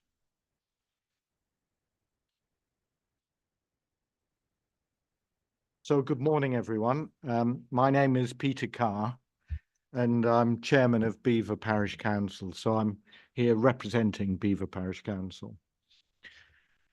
Our wards of Nipton, Harston and Belvoir directly border with the Forbidden Forest or Forbidden Festival site.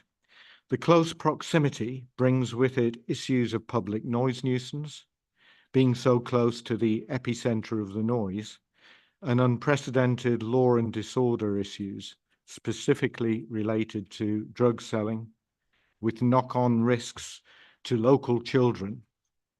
Event traffic was also an issue, but not the main issue for our three wards.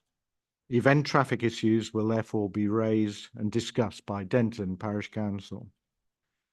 In 2023, the households and land tenants which border with the Belvoir estate adjacent to the Forbidden Festival site were subjected to organised gangs of drug sellers handing out bum bags containing drugs, then crossing their private land, sometimes with ladders, to gain illegal access to the tree line of the Forbidden Festival site in order to sell drugs. In the witness statement, section 122.4 states, "I'm clear that significant numbers of potential jumpers were apprehended and deterred outside the fence perimeter. A significant number of those who did enter were caught inside the event and ejected, and that the operation to deter this activity was hugely successful. I do not recognise the comments made in respect of fence jumping as accurate in the context of this event." The witness statement fails to acknowledge that these fence jumpers have already crossed private land without permission, and appears to show no recognition that the local residents have been subject to illegal, aggressive trespassers articulating verbal abuse when challenged, directly as a consequence of being adjacent to the Forbidden Festival site. There appears to be a focus exclusively on incidents inside the event boundary, and a disregard of the impact on local residents, which in our view is unfair and unsatisfactory. The site and its locality were littered with empty nitrous oxide containers. Katie Fletcher, a Beaver Castle representative, attended a meeting with parish councillors in October, along with Councillor Brian Lovegrove. Katie told us that she attended the 2023 event and was personally shocked at the visible level of drug-related activity and litter. Melton-based Sergeant David Gott fed back to us that the 2 police officers attending the 2023 event were continually occupied processing drug-related arrests, which prevented them from making further arrests because of lack of resource. He stated that the crime figures for the 2023 event were therefore understated.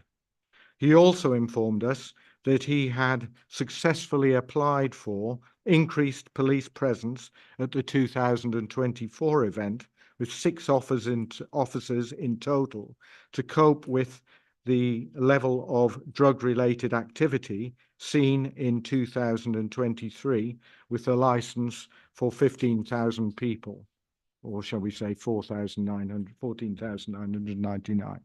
These comments by an estate representative and Sergeant David Gott's observations, as well as the increased police resource plan, are at variance with the claims in the witness statement that drug-related crime and associated litter were overstated.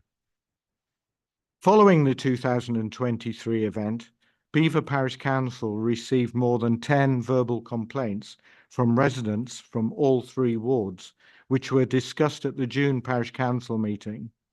Feedback was consistent. Historically, residents have not been exposed to drug-related issues with any previous Beaver Estate event. However, following the 2023 event, residents were genuinely concerned by the drug-related crime and disorder issues that they had witnessed, and some expressed a real fear of future Forbidden Festival events. They also complained that event noise was an issue for residents, especially those downwind of the event site. Parishioners asked the PC for help to share their experience and take up their concerns with Forbidden Festival. In 2023, in July, the Beaver Parish Clerk contacted Forbidden Festival with the aim of getting a representative to meet with the PC so that we could discuss residents' concerns. Initially, we failed to get a response, but finally succeeded in August with correspondence via email and started a dialogue in an attempt to meet with Forbidden Festival in September, October, or worst case, November, in order to discuss residents' concerns on Forbidden Festival crime and disorder incidents and noise. The meeting never happened. The final offer was a meeting in Q1 2024 when the applicant was less busy. Finally, however, following this current license application submission and a number of objecting representations from parish councils and residents, and the formation of the Vale Parishes Group, which happened in Q4 last year, Simon Oates finally met with the Vale Parishes Group in December 2023, 6 months after the initial contact. This experience is completely at variance with the claims in the witness statement about Forbidden Festival's intent to liaise with local communities. This is not walking the talk. I refer to section 15.2.2, engagement with parish councils regarding concerns, condition 22, which I paraphrase for brevity. The premises license holder shall engage with neighbouring parish councils in order to ensure that any concerns raised can be addressed at an early stage excuse me, and reflected in the event safety management plan, transport management plans, and noise plan. We try to retain a balanced perspective and recognise that outdoor events are an essential income stream for the Belvoir estate to survive in these challenging times. However, the public nuisance and law and disorder issues created by the Forbidden Festival event are inappropriate and unacceptable in the current rural location. Forbidden Festival is an event which targets younger adults. For the vast majority of local rural parishioners with an ageing demographic, this event offers nothing, only unwanted nuisance. Local residents are not against event noise per se. In the past, we have enjoyed many local concerts, such as Tom Jones, Roxy Music, Steve Harley, and Bjorn Again, which of course could be heard outside of the concert arena. But this type of noise was accepted by local residents up to 11 p.m. The noise created by the Forbidden Festival event is characterized by a relentless, intrusive, electronic amorphous bass, which is an irritant to the vast majority of local rural residents. Anecdotally, if a resident is downwind of the Forbidden Forest location, the noise is clearly audible to an unacceptable level inside houses 2 kilometers away. Craig David's voice could be clearly heard over 4 kilometers away by Denton residents. The applicant has completely failed to engage with the local community on noise management, which is stipulated again by Licence Condition 22 previously mentioned. There has been no attempt to seek input into the noise monitoring sites, share noise management plans, or measurements versus targets. PCs and residents have not been shown any objective evidence that demonstrates that the noise management plan was effective. Subjectively, residents believe the noise management plan was not protecting them. There are over 30 F1 Acoustics noise distance maps included in the support witness statement. Each map references the distance from the complainant's residence property to Belvoir Castle. Why Belvoir Castle? The epicenter of the noise is the Forbidden Festival event, which is 1.5 kilometers away from Belvoir Castle, adjacent to Frog Hollow, bordering with Nipton. For example, witness statement Noise Map 2 refers to 20 Pasture Lane, Nipton, which indicates that this property is 2.4 kilometers away, actually on Nipton Cricket Ground, but 2.4 kilometers away from what? F1 Acoustics map shows the property to be 2.4 kilometers away from Belvoir Castle. What is the relevance of the distance from Belvoir Castle when in reality the distance from the noise epicenter is 0.9 kilometers from the property? The information is completely misleading from a noise perspective. All 30 of these maps in the witness statement include stated distances from Belvoir Castle, which is completely irrelevant. This also means that the distances from the Forbidden Festival event to the nearest and most affected properties in Nipton are 1.5 kilometers closer than stated by F1 Acoustics in their supporting documentation. These basic errors must bring F1 Acoustics' competence into question, which subsequently undermines the credibility of the noise management plan. What other errors are there in there? We've never seen it. Forbidden Festival was raised as an issue by local residents in its first year, 2022. But the parish council advised the local community that we were hoping that 2023 would bring tangible improvements from what looked like on the face of it to be a well-run event. However, from the perspective of local residents, the reality is that year 2 was a significant deterioration on the previous year. There are clearly serious issues under the existing license and event size which must be resolved. This license application to allow nearly 25,000 people access to the event with bar sales until 5 a.m. has the additional potential for football crowd size noise to continue throughout the night after the music has stopped at 11 p.m. How can any responsible authority sanction a 66% increase in event size until Forbidden Festival have begun to engage with the local communities as stipulated by Condition 22, and the existing level of highlighted issues have been demonstrably resolved? Any reasonable person can see that this situation will only escalate with 10,000 more people present. Can the police resource plan of 6 officers based around 15,000 attendees still work with a crowd of 25,000 as the applicant states?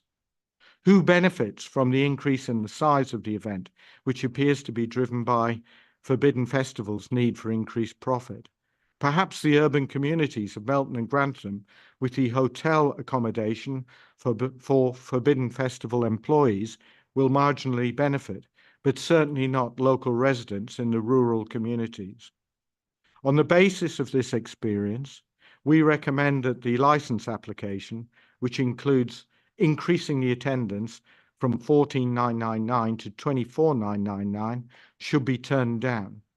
The 2024 event should then be closely monitored to ensure compliance with existing license conditions and validate that the actions proposed by the applicant are effective and that the applicant is sincere about walking the talk by involving and engaging with the local community and parish councils.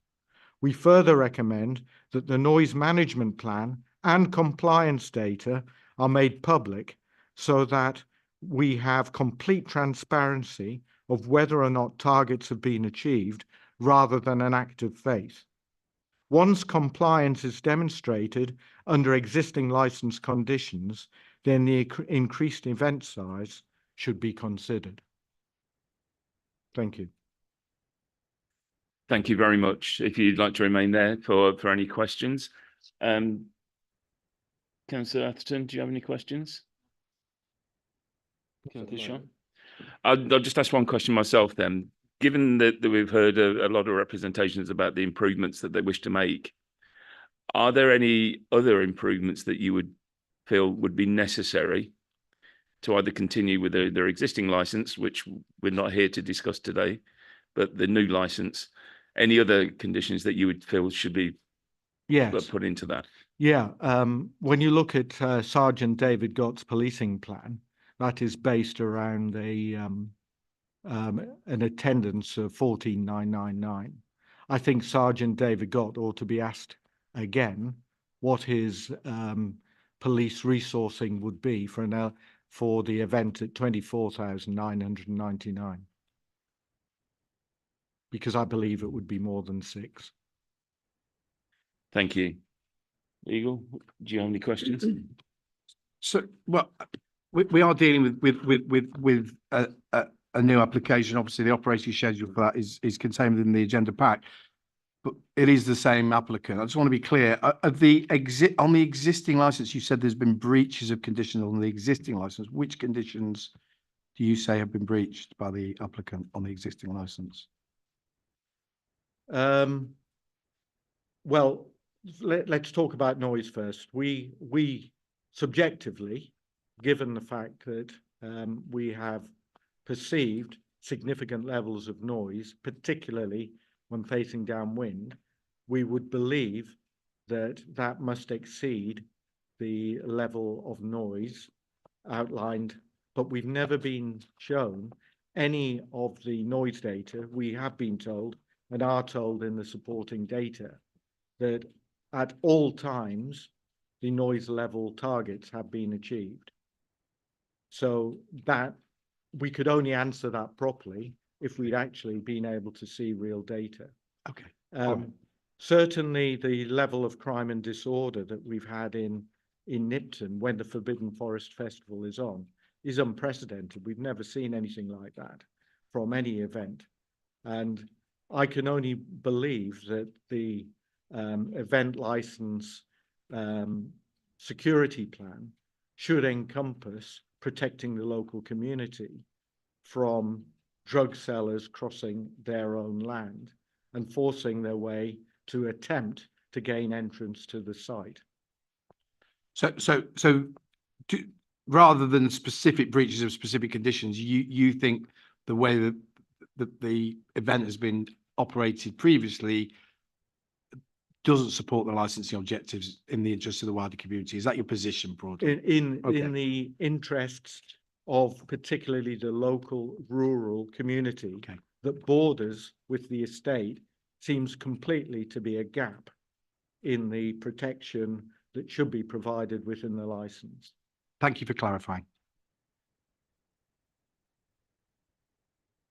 In that case, can I ask the applicant if they have any questions?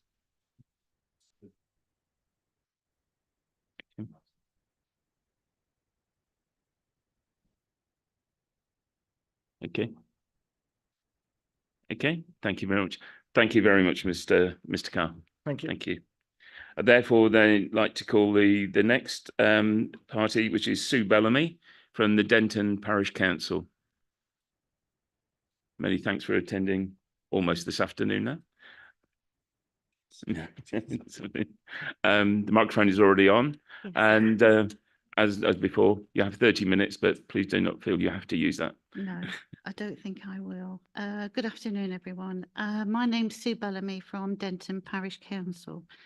The Forbidden Forest event has again highlighted significant issues, and while there may be solutions, it would be challenging, if not impossible, to effectively prevent the traffic and drug culture problems associated with this type of event.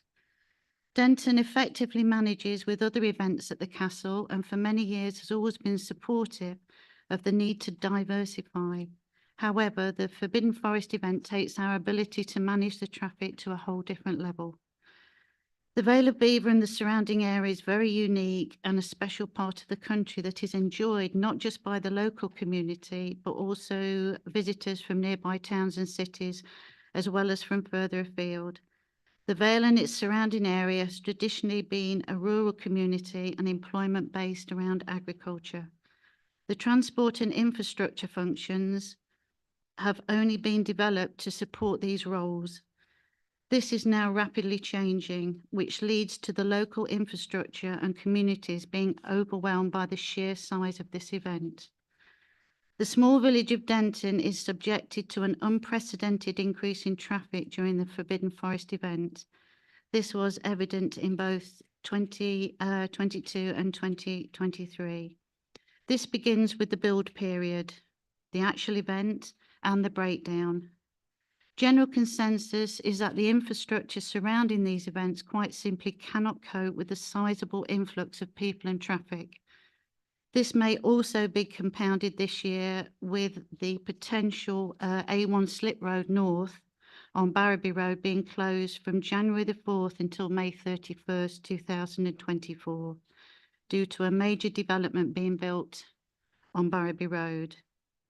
Denton suffers on a day-to-day basis with speeding traffic. This is exacerbated to a very uncomfortable scale for residents during this event and continues to the early hours as day ticket holders leave. This application is proposing to increase the attendance by 10,000, which has the potential to add further to these cumulative effects in a significant, repeated and ongoing way, putting the safety of the residents of Denton in danger, especially as the proposed amendment to this year's event is during term time for Denton Primary School. The sheer volume of traffic also increases the risk of serious accidents, which sadly has been evident. The premise by the organisers that the increase in numbers on certain days will remove the peaks of impact on traffic in the area is totally without logistical evidence to support this notion. When the experiences of the communities in the Vale over the last 2 years is overlaid, it is clear that this event is extremely detrimental to the area and fails by some of the licensing criteria, not just in 1 year, but both times the event has been held at Belvoir. This event does not support any rational justification to expand the event with increased numbers, and in fact it highlights the need to review its current conditions. The police informed us at a meeting that the policing levels in 2023 were grossly inadequate, given the level of drug-related incidents they had to deal with. They could have made further arrests if the 2 police officers were not continually occupied after carrying out arrests. Drug-related issues reported by neighbouring parishes are alarming, particularly as this breaches private property. Discarded nitrous oxide canisters were found throughout Denton by volunteers litter picking after the event in both 2022 and 2023. We have read the witness statement from Simon Oates, and while we agree with some of the proposed changes involving policing and traffic, we cannot help but wonder why this hasn't been done for the previous events. The website for the Forbidden Forest Festival states that it is sold out. So we asked the licensing authority to review all the objectives submitted and take an holistic approach with regard to the applicant from all the villages in the Vale and the surrounding area who are severely impacted by this event. On the basis of this experience, we request that the proposed application should be turned down and the conditions of the existing licence be reviewed in line with this feedback. Thank you. Thank you very much. Do any of the members have any questions? I have no further questions myself. Eagle. Anybody else? Any other questions? No. Thank you very much for your time. Thank you. I'd therefore like to call Mr. Robin Pape to make a representation. Thank you, Mr. Pape. Thank you for coming. Same instructions. Over to you. Thanks very much. Thank you. I'm a resident of Denton, and so I'm here clearly just on that basis.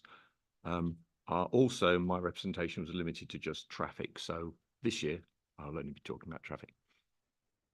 I was one of the 3 people and organisations who raised a representation at the previous Forbidden Forest hearing in 2022. I believe Councillor Atherton was on that panel. A number of issues were raised at that hearing, and the subcommittee recognised that there were indeed issues to be addressed, and they set in place a number of additional conditions to try to address those issues. Unfortunately, I think as the 2023 event proved, none of those issues actually improved as a result of those additional conditions, sadly. And I think if you need evidence that things haven't improved, at the 2022 hearing, there were 3 representations against this event. Today, there are 30. That's a 10-fold increase in representations against this event. I think that says a great deal. I'd now like to turn to 3 issues from Alex Fish's report on traffic to discuss. I mean, in the report, he's got tables of figures, and those figures are number of vehicles each day. I have no issue with disputing those estimates. I have no reason to doubt them. But what does number of vehicles actually mean? I'm just going to pick on one figure from the report to give you an example. I'm not going to go through the whole table. You'll be relieved to hear. Alex refers to drop-off vehicles. That's taxis and other vehicles which are dropping people off.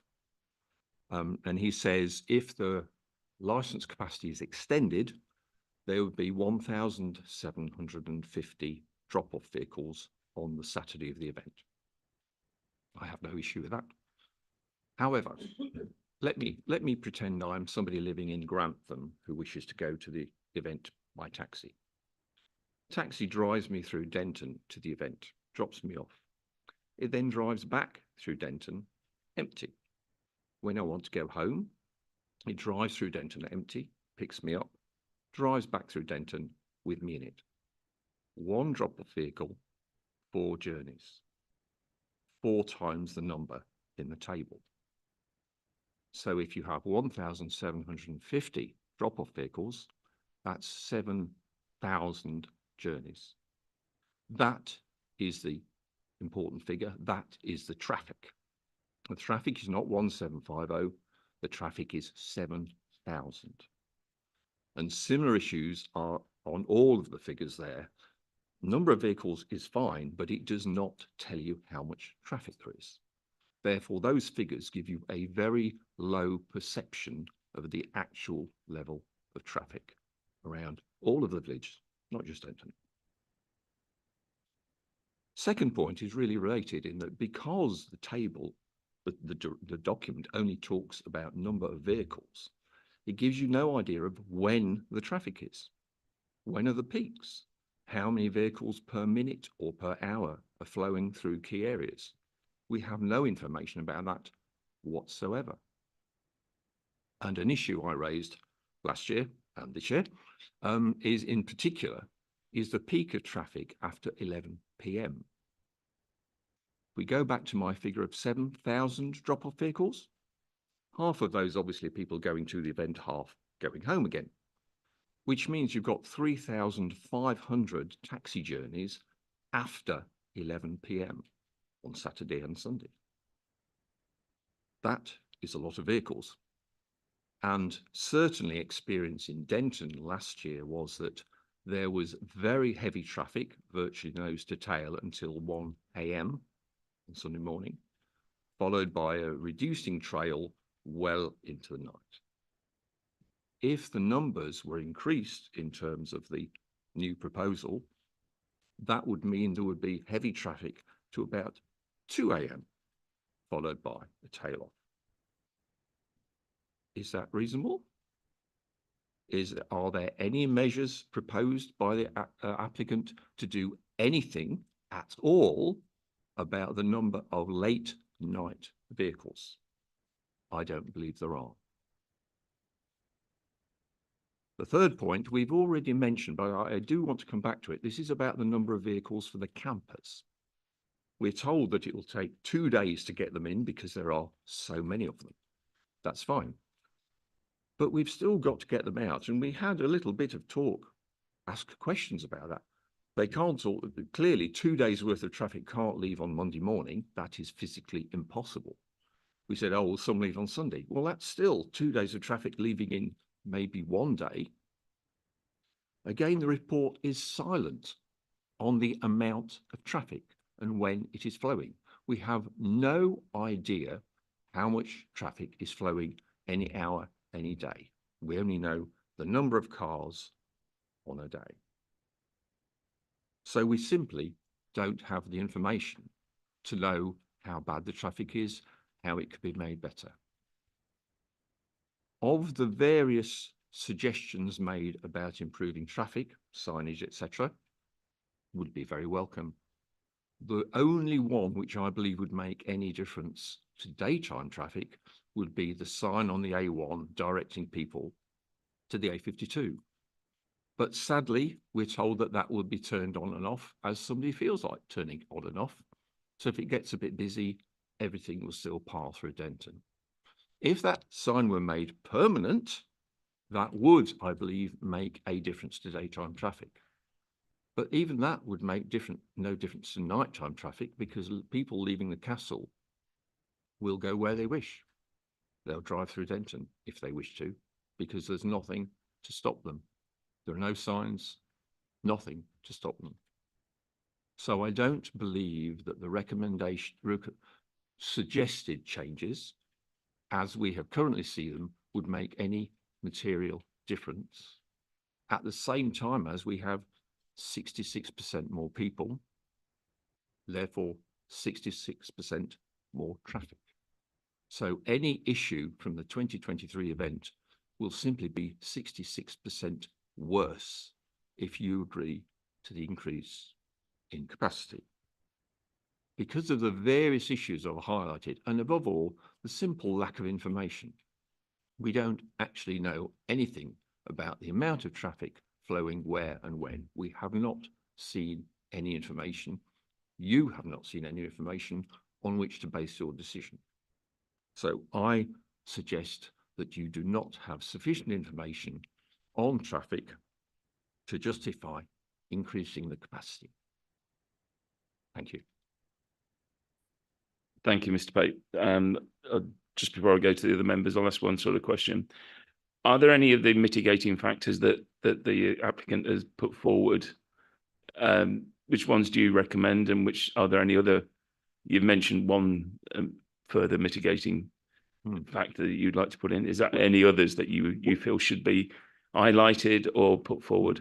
One of the problems we have, of course, is we're not allowed to see the traffic management plan. So we do not know. I mean, I assume that Denton will continue to be a major route for a third of the traffic. I believe that's what I picked up. Well, that is the fundamental problem. Unless Denton is protected from traffic by signage, by traffic lights, by whatever means, I don't see how the situation will be improved. And as I say, the only issue that suggested change would be the sign on the A1. But then again, we're told that that won't be permanently on. That will be put on and off as people wish. So the fundamental issue is Denton is a major route, and we're promised that it will continue to be a major route. And we're promised that there'll be signage to keep things out all the other villages on A607 and send it all through Denton, which is fine for the other villages, not quite so good for Denton. So unfortunately, until there is a change of view and the organiser agrees that Denton should not be subject to this level of traffic, I don't see anything will improve.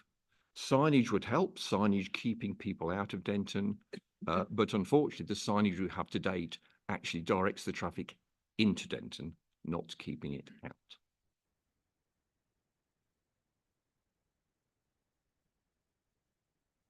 Thank you very much for your time this morning. Thank you. I'd therefore like to call the next party, which is Councillor Steve Exwood, representing Barkston, Plunga and Redmile Parish Council. Thanks very much for your time.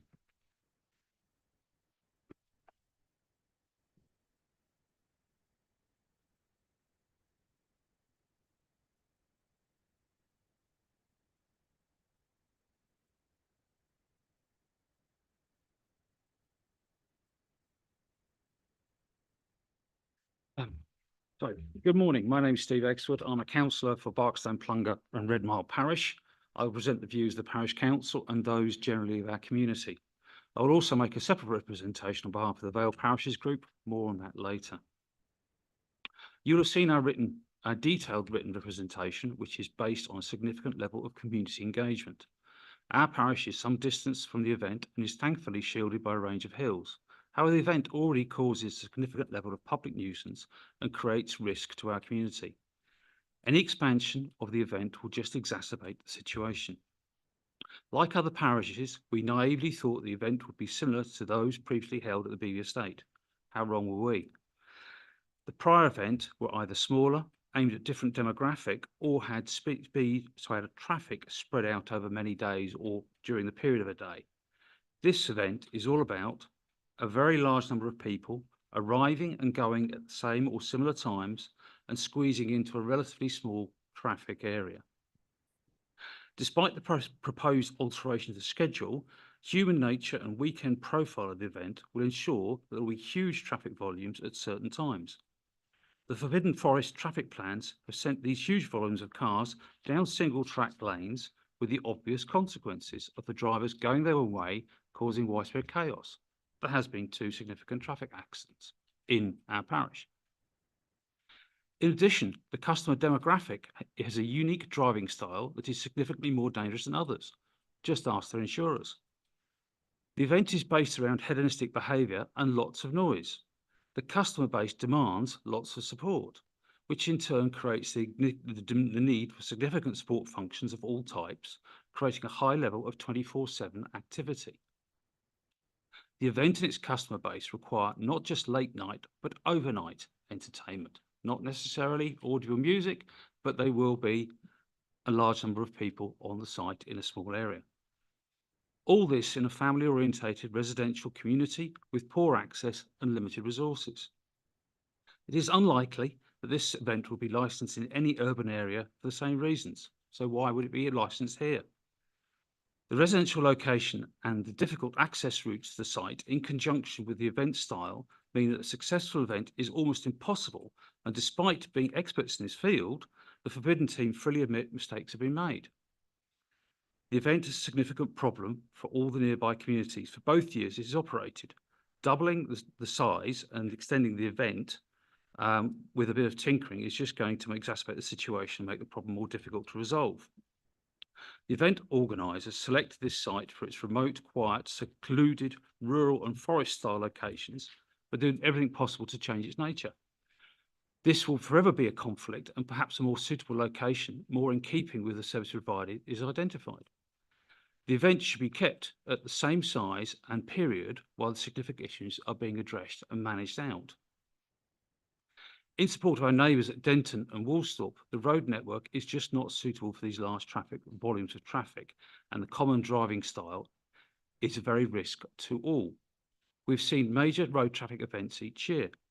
The subsequent traffic diversions were laughable, with streams of cars being sent through Barkstone Vale and ending up in ever-decreasing circles in the village square,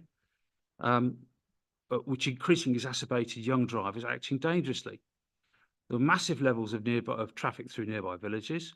Traffic goes on all night with taxis taking and collecting, as you just heard from previously. Traffic at speed. In addition, we see antisocial and aggressive behaviour in nearby villages, in shops and locations. There is plenty of litter. Whilst we are at some distance to the event, noise can be heard inside houses with all the windows shut to a degree that cause a nuisance, due to atmospheric conditions, I presume. The Parish Council has asked to be involved in the transport planning process. This has been categorically refused by the event operators. The Parish Council are not experts. This is the style of community engagement at present. It is very likely, as this Parish Council becomes more adept at investigating, tracking and recording the impact of the event, then the other issues will come to light. This is a 24/7 event with a 24/7 impact on the community, not just when the customers are on site, but you also need to consider the build and break periods, which extends the impact level to about 1 month. It would be wrong to accept this as a well-run event without issues. The applicant acknowledges there are problems that need to be resolved. However, the site has very defined limitations that cannot be changed. For example, the access routes are rural roads that go through villages. There are no alternative to the current routes. As we saw last year, the traffic volume shut down the area. When there is an incident with the diversions, send traffic for miles down single track roads with few passing places. This is not safe or a safe alternative. No amount of signs and patrols will change the basic facts. It's too much traffic in the wrong area. The same applies to all aspects of the planning extension of this event. There might be no additional sound stages, but an extra 10,000 partying people will cause a significant level of additional noise right through the night, and it will create more of the events that we already suffer. This application does little to address the current issues and does not address the problem created by a larger event. The known impact of the expanded event or of the event cannot be managed at this location to a sufficient level, and by allowing this application to pass increases the already high level of risk faced by our community. This parish strongly recommends the application is refused, at least to allow management team the time to catch up and manage the event properly. With regard to the Vale Parishes Group, I will present on behalf of the Vale Parishes Group the wider impact of the area and its community caused by this event. We'll also consider some of the details in the applicant's witness statement. The main purpose of the Vale Parishes Group is to liaise and work with the relevant statutory bodies, local authorities, companies, groups, event managers and organisers of events, activities, developments that are likely to impact on the Vale of Belvoir and our communities. One of the intentions is to provide a cohesive, consultative body that represents these communities in ensuring that the myriad of events held across the Vale and commonly not to the detriment of local people.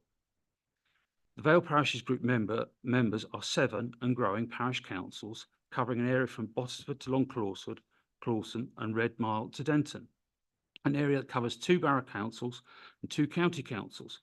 We are representative of the community impacted by Forbidden Forest.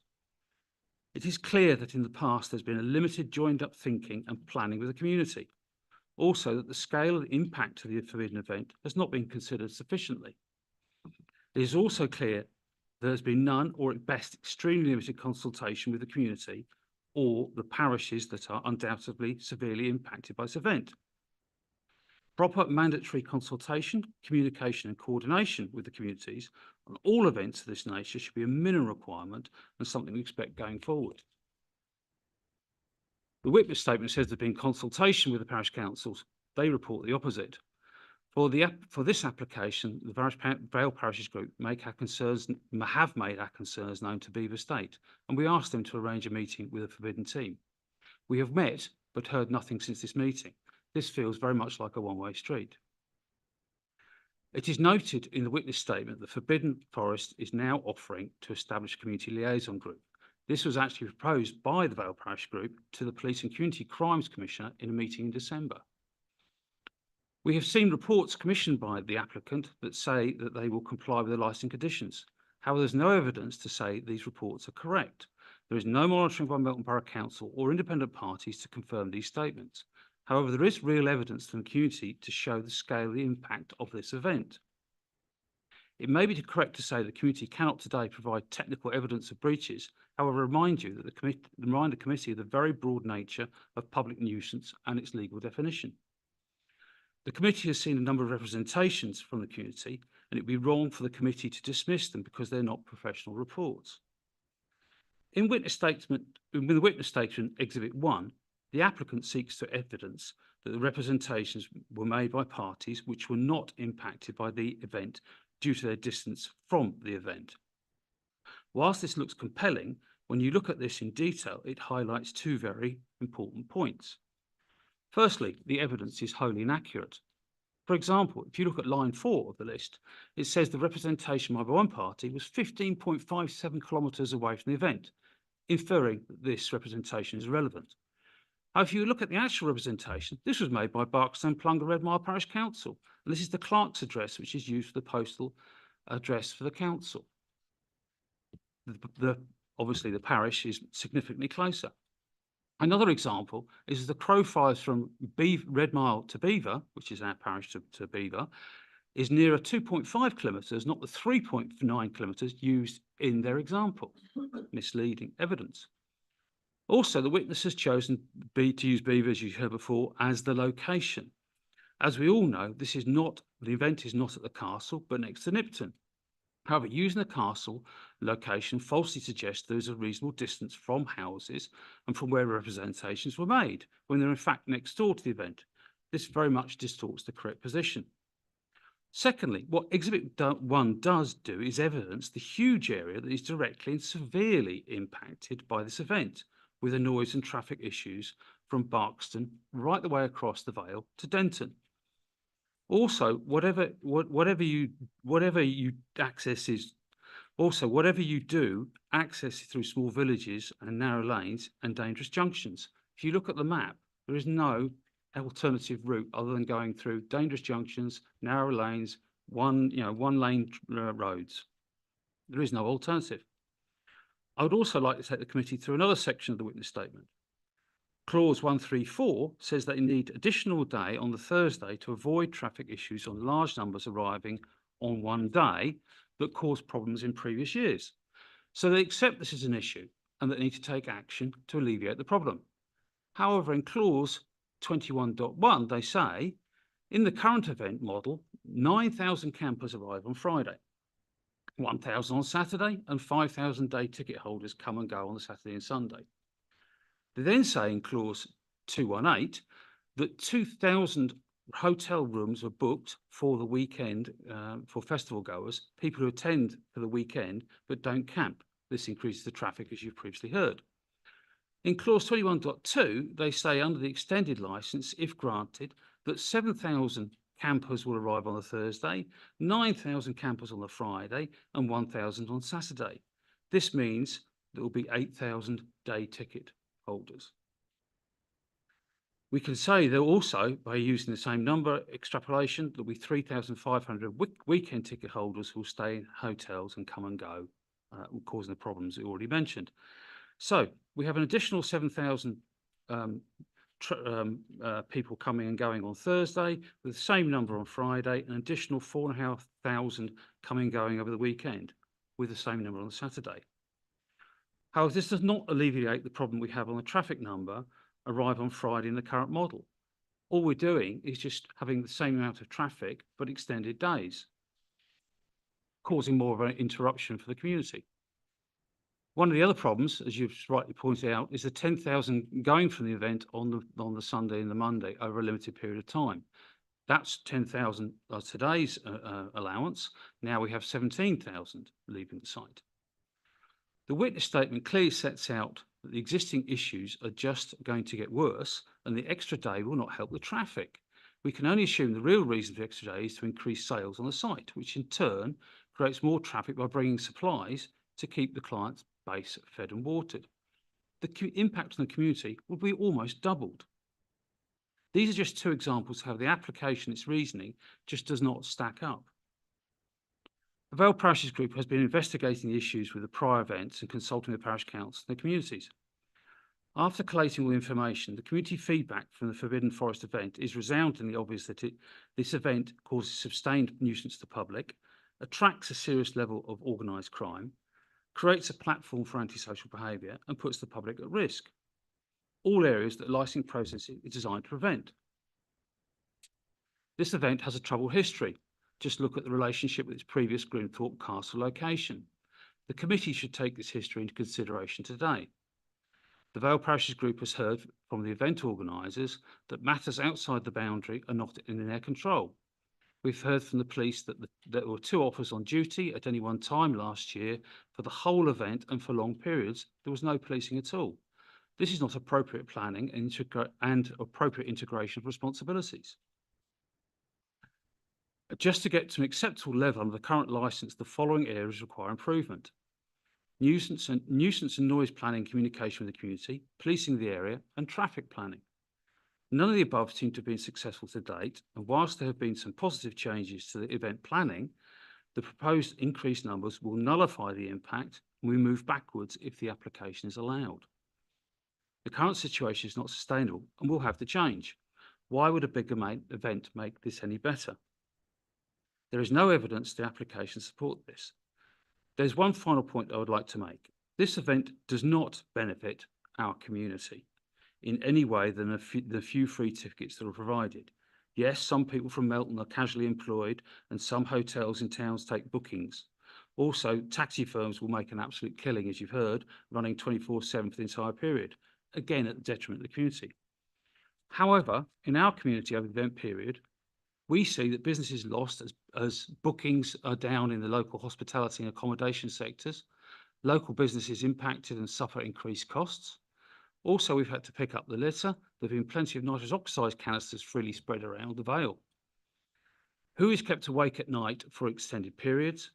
Who has to keep off the road during the event, weekend? Who has to be mindful of dealers going through their properties? Which people have to suffer deteriorating roads all year round due to the excess use? The answer is this community, our community, that has no benefit and is impacted the most. Your decision today needs to consider the impact on the community and how this fits with the licensing objectives. We strongly recommend this application is refused.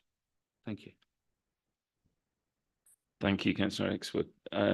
I'll just ask one question. I just wanted for clarification. You mentioned that there were 2 accidents. Was that during the festival or in other festivals? During the festival, one last year, I think it was on the Saturday, when it was at Redmile Crossroads both years. Yeah. Okay, and they were serious. They were serious. Accidents. They closed. I mean, certainly last year, both years they closed the roads, and both years of ambulances and police, and I think were life-changing injuries. Thank you. Any other questions from yourself? No other questions? Thank you very much for your time. Thank you. I'd therefore like to call Ian Lowther, also from the Barkston, Plunga and Redmile parish. Ian's not here today, unfortunately. Oh, okay. So that's the Chair, if I may Yeah, just add one thing to that. We've had a withdrawal of the representation from the Lincolnshire Highways from them. They've been in consultation with the applicant and that they're happy to withdraw their representation if the following conditions are followed. that there's evidenced engagement with Denton, which needs to be available on request. There'd be a recorded system for finding drivers of HGV infrastructure vehicles using Denton as a route, which also has to be available on request. Photos of the traffic management setup and daily records to evidence signs around Denton are in place and visible and available on request.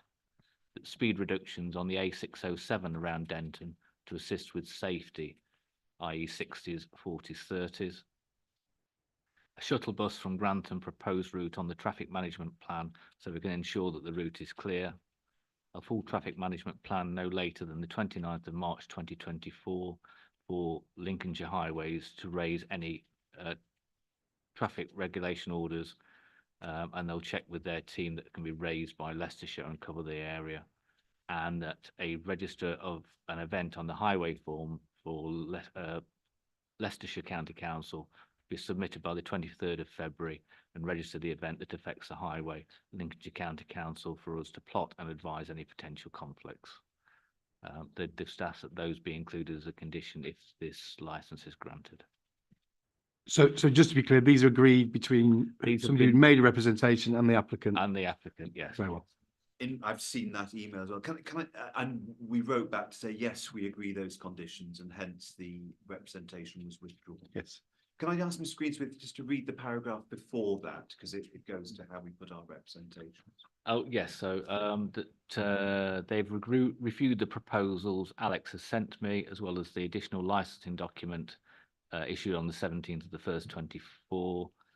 The longer build, break and camping days will assist with volumes of vehicles moving around the area. In addition, the robust police and enforcement strategy for 2024 will support the extended no waiting, no loading restrictions being placed along Cliff Road. And that Lincolnshire County Council are happy to have this extended into their liability area if the Forbidden Forest team feel it is necessary. Thank you.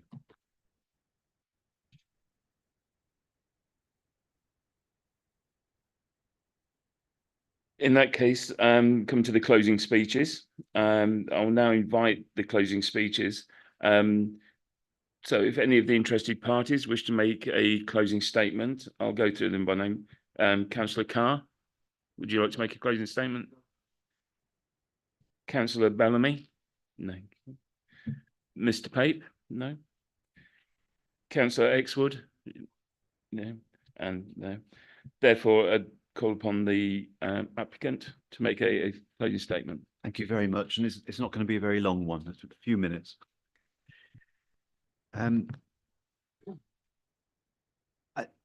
Having heard this now, and you've read it, you've heard it, and you've probed, can I ask you if you see fit to agree with the proposition that my client is a professional outfit which takes its responsibilities very seriously? Might I ask you to find, secondly, that they have given really serious consideration to the points which have been made, and they have done their very best to respond. And in order to truncate the long answer I gave to Councillor Atherton, they have been behind moves to ensure that there is a much greater visibility and presence across the villages to try and reassure the community and give them the protection which they say they want. And thirdly, can I ask you to accept a point I made right at the beginning, which is that festival planning, when it's done well, is an iterative process involving conversations between the right stakeholders in order to make sure that things are done better. So whereas I set out 16 measures today that my client is going to institute, please also accept from me that it's perfectly serious about future engagement between now and the festival, and indeed beyond, between my client and the SAG, between my client and the community liaison group and the community liaison subgroup, and also directly with the parishes. And just in answer to one point, I mean, my client wrote to the parishes last week and have offered them 2 dates in February to meet. My client is not running shy of engagement. It wants to engage, not least because it doesn't want to come to hearings. I mean, it really wants to work with these local communities to ensure that they are satisfied by what my client is doing. And I do hope you feel that my client is genuinely reflective and thoughtful and has dealt respectfully with the points which have been made. A lot of new information is being given today. There are regulations which deal with this. I didn't stand on my rights. I didn't seek to interrupt anybody, but I do just need to pick up a few points. Firstly, about the perimeter and whether my client takes care of its perimeter. My client not only has a 9-foot fence running 3 kilometres around this site, which is an enormously expensive thing, as you can imagine, but also has security with dogs overtly and covertly on the inside and the outside of the perimeter. So it's not just putting it there and saying it's a knockout, jump it if you can. It's putting it there and then protecting it, and that's what it does. And when Mr. Vivia says it's hugely successful, it's because he's monitoring it. There was points made about amount of liaison with the parishes. I'm sorry that the parishes feel liaison has been insufficient. My client writes to the parishes frequently and offers meetings. And as I said just now, 2 dates have already been offered for dates in February, and we're awaiting a reply. Some points were made about noise. So, for example, a point was made that the maps which were produced don't represent literally the noise source, they represent the castle. That's not what the acousticians did. I have to hold up my hands here. I asked, well, can we just find out where these objectors are? And we've only had a couple of weeks to put this together because we received the reps on the 3rd of January. So somebody at the solicitor's office measured from Belvoir Castle just to give an impression in mapping terms where the objections come from. But when it comes to the actual noise, the acoustic exercise, when the acousticians are predicting noise levels, they're doing it based on the pinpoints of where the stages are, then taking account of topography, your point, and vegetation. So they've got a very good idea of what the noise levels are going to be. And then when the actual measurements are happening, they are real-time measurements taken in real places. They're not predicted, they're literally measured. And if a resident complains, wherever they happen to be, then there's a measurement done from 1.5 meters from the facade of their home in the time-honored and proper manner. And it's really important to say, and I keep saying it, but let me just say it one last time. The environmental health officer is perfectly aware of what my client does, how it does it, has seen the measurements, seen the logs, carried out their own measurements, looked at their own complaints logs, and is perfectly happy that my client is compliant, and that engagement continues. Somebody said bar sales going up till 5. I know that's a mistake that's in the reps. It was repeated today. They don't. Under the license, they go up to 3, and there's no change in that regard.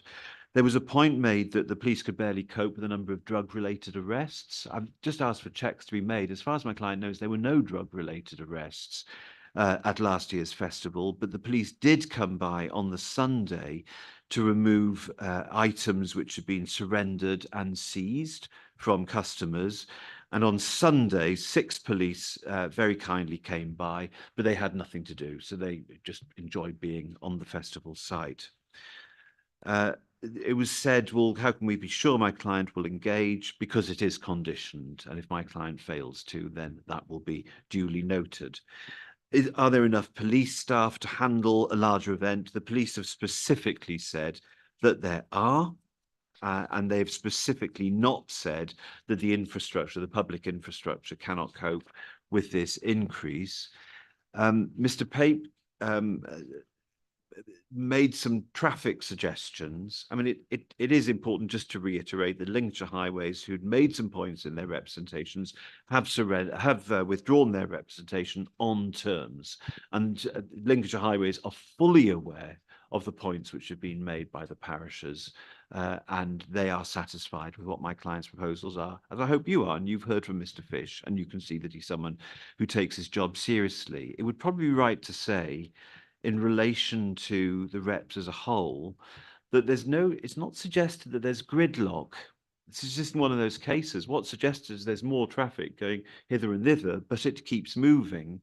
And Mr. Pape advanced some theories about my client's numbers, but just talking turkey about it, Traxxas's predictions, vehicle numbers from drop-off on Saturday and the Sunday go from 1250 to 1750 vehicles. So that's extra 500. Assume for the sake of arguments, I said to you before, that a third goes south. It means an extra third is liable to go through Denton. So it's an extra 160 vehicles. And that really is nothing in the entire scheme of things. It was said, well, Denton needs protection. And my client is conscious of the fact. I mean, Denton happens to have the best road going towards the site off the main roads. And my client is putting in place a great deal of resource into ensuring that Denton is protected next year, including signage, including the temporary traffic restriction order, but more importantly, human resource in the form of beat officers, motorcycle patrolling officers, and its own community response teams to ensure that Denton feels like there's a lot more attention being paid to it than was being paid to it last year. This was characterized as past mistakes. I'm not sure we'd see it that way. I think it would be seen as learning from year to year and keeping ears very close to the ground and making sure that improvements are made year on year. But my client's a competent and conscientious operator. I don't think he would accept that it's really mucked this up and now it's got to remediate. It's not that sort of case at all. There was some point made about noise from voices. I'm not sure there's ever been a complaint about noise from voices from the site. And if there had been, we'd have had acoustic evidence about it. But it's not really a thing when you get festivals that people say, well, but I can also hear people. It's not one of those sorts of cases at all. There were some points made about the history of Forbidden Forest.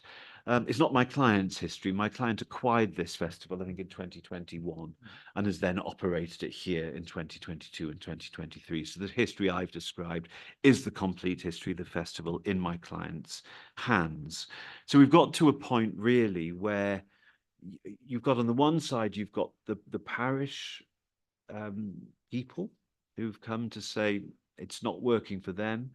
On the other hand, you've got my client's very professional team listening very carefully and engaging and doing everything it feels necessary.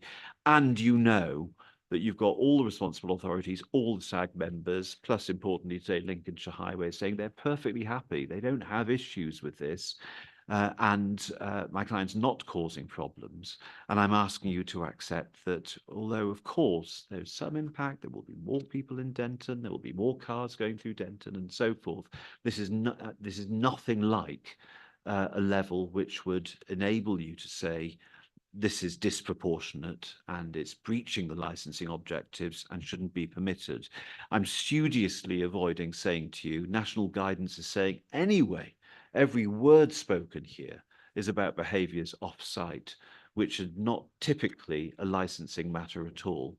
And the reason that I'm studiously trying to avoid it, I'll rely on it if I have to, but I'm studiously trying to avoid it because as far as my client's ethos and sense of corporate responsibility goes, it really, really wants to work with these parishes to make sure that their concerns are assuaged. And I hope you feel it's on the right track to do exactly that.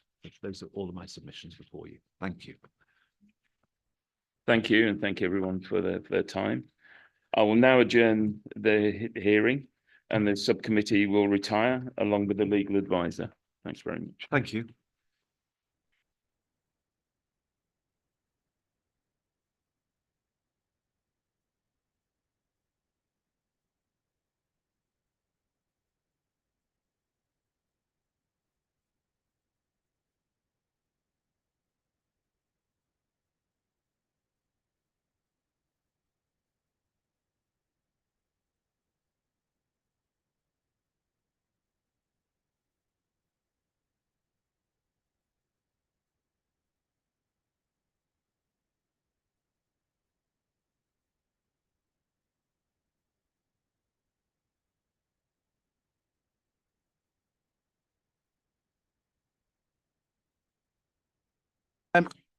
We don't know how. Sorry, I do apologise. I should have dealt with this actually.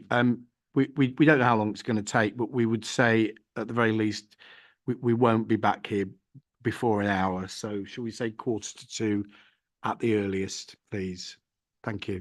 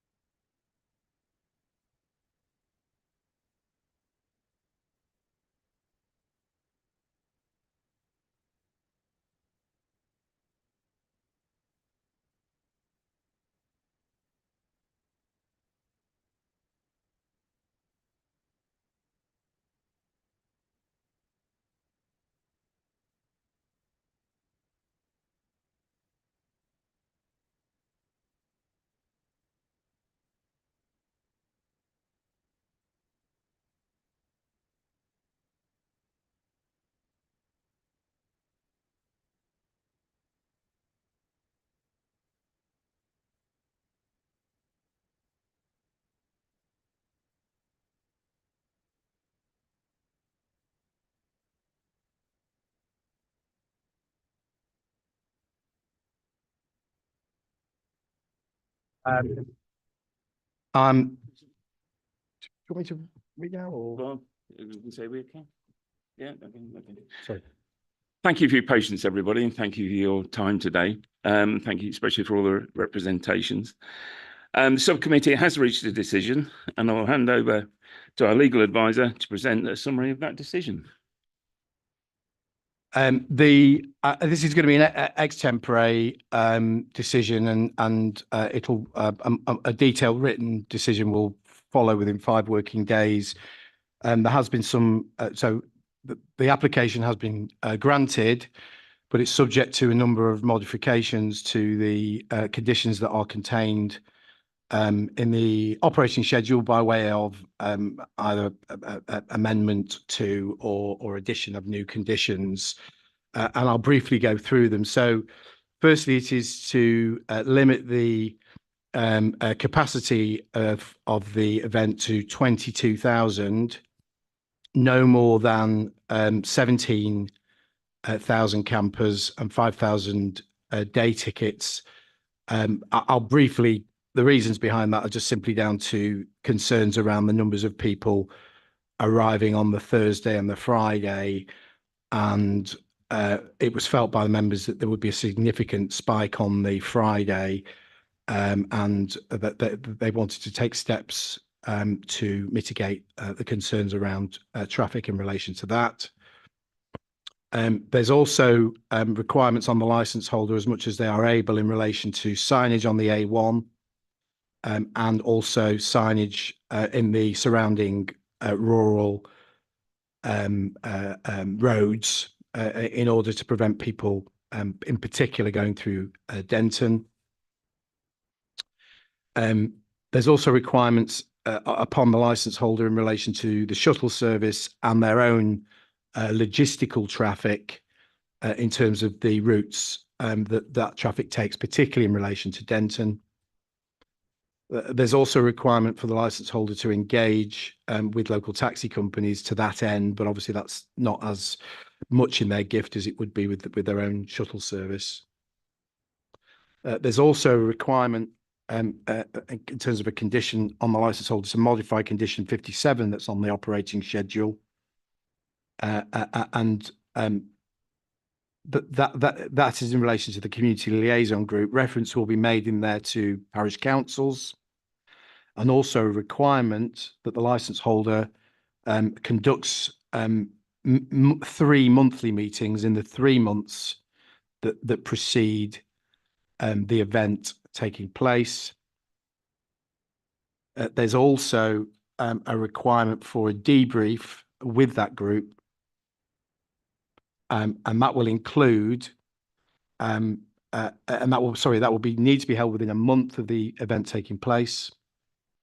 Will require an element of data sharing where appropriate, and matters to be discussed within all those meetings relate to matters of noise, traffic and crime. And then lastly, first of all, modification of condition 58, as Mr. Colvin said, to actually cover 3.5 miles. And the silent disco point that no amplified music at all on the Thursday, and no amplified music after 2300 hours on the Friday, Saturday, and the Sunday. And lastly, although I think it's already on the licence as a matter of operation of law, but the conditions that were agreed with the highways obviously will also be contained on the granted licence. Thank you everybody for attending. Can I please thank everybody for the courteous way? Sorry. Yes. Can I just check, please, that you've set a capacity of 22,000 with maximum 17,000 campers and 5,000 day tickets. If, for example, there were 16,500 campers, would the committee have any objection if it were 5,500 day tickets? So you want a maximum of 5,000 people coming in on day tickets. That's no change from last year at all. Okay, thank you. You just wanted to check that. So if I could thank everybody for coming and the courteous way that everybody's dealt with today's proceedings, and I hope you all have a nice day. Thank you. Again, I'll add my thanks for everybody and thanks for everybody's representation.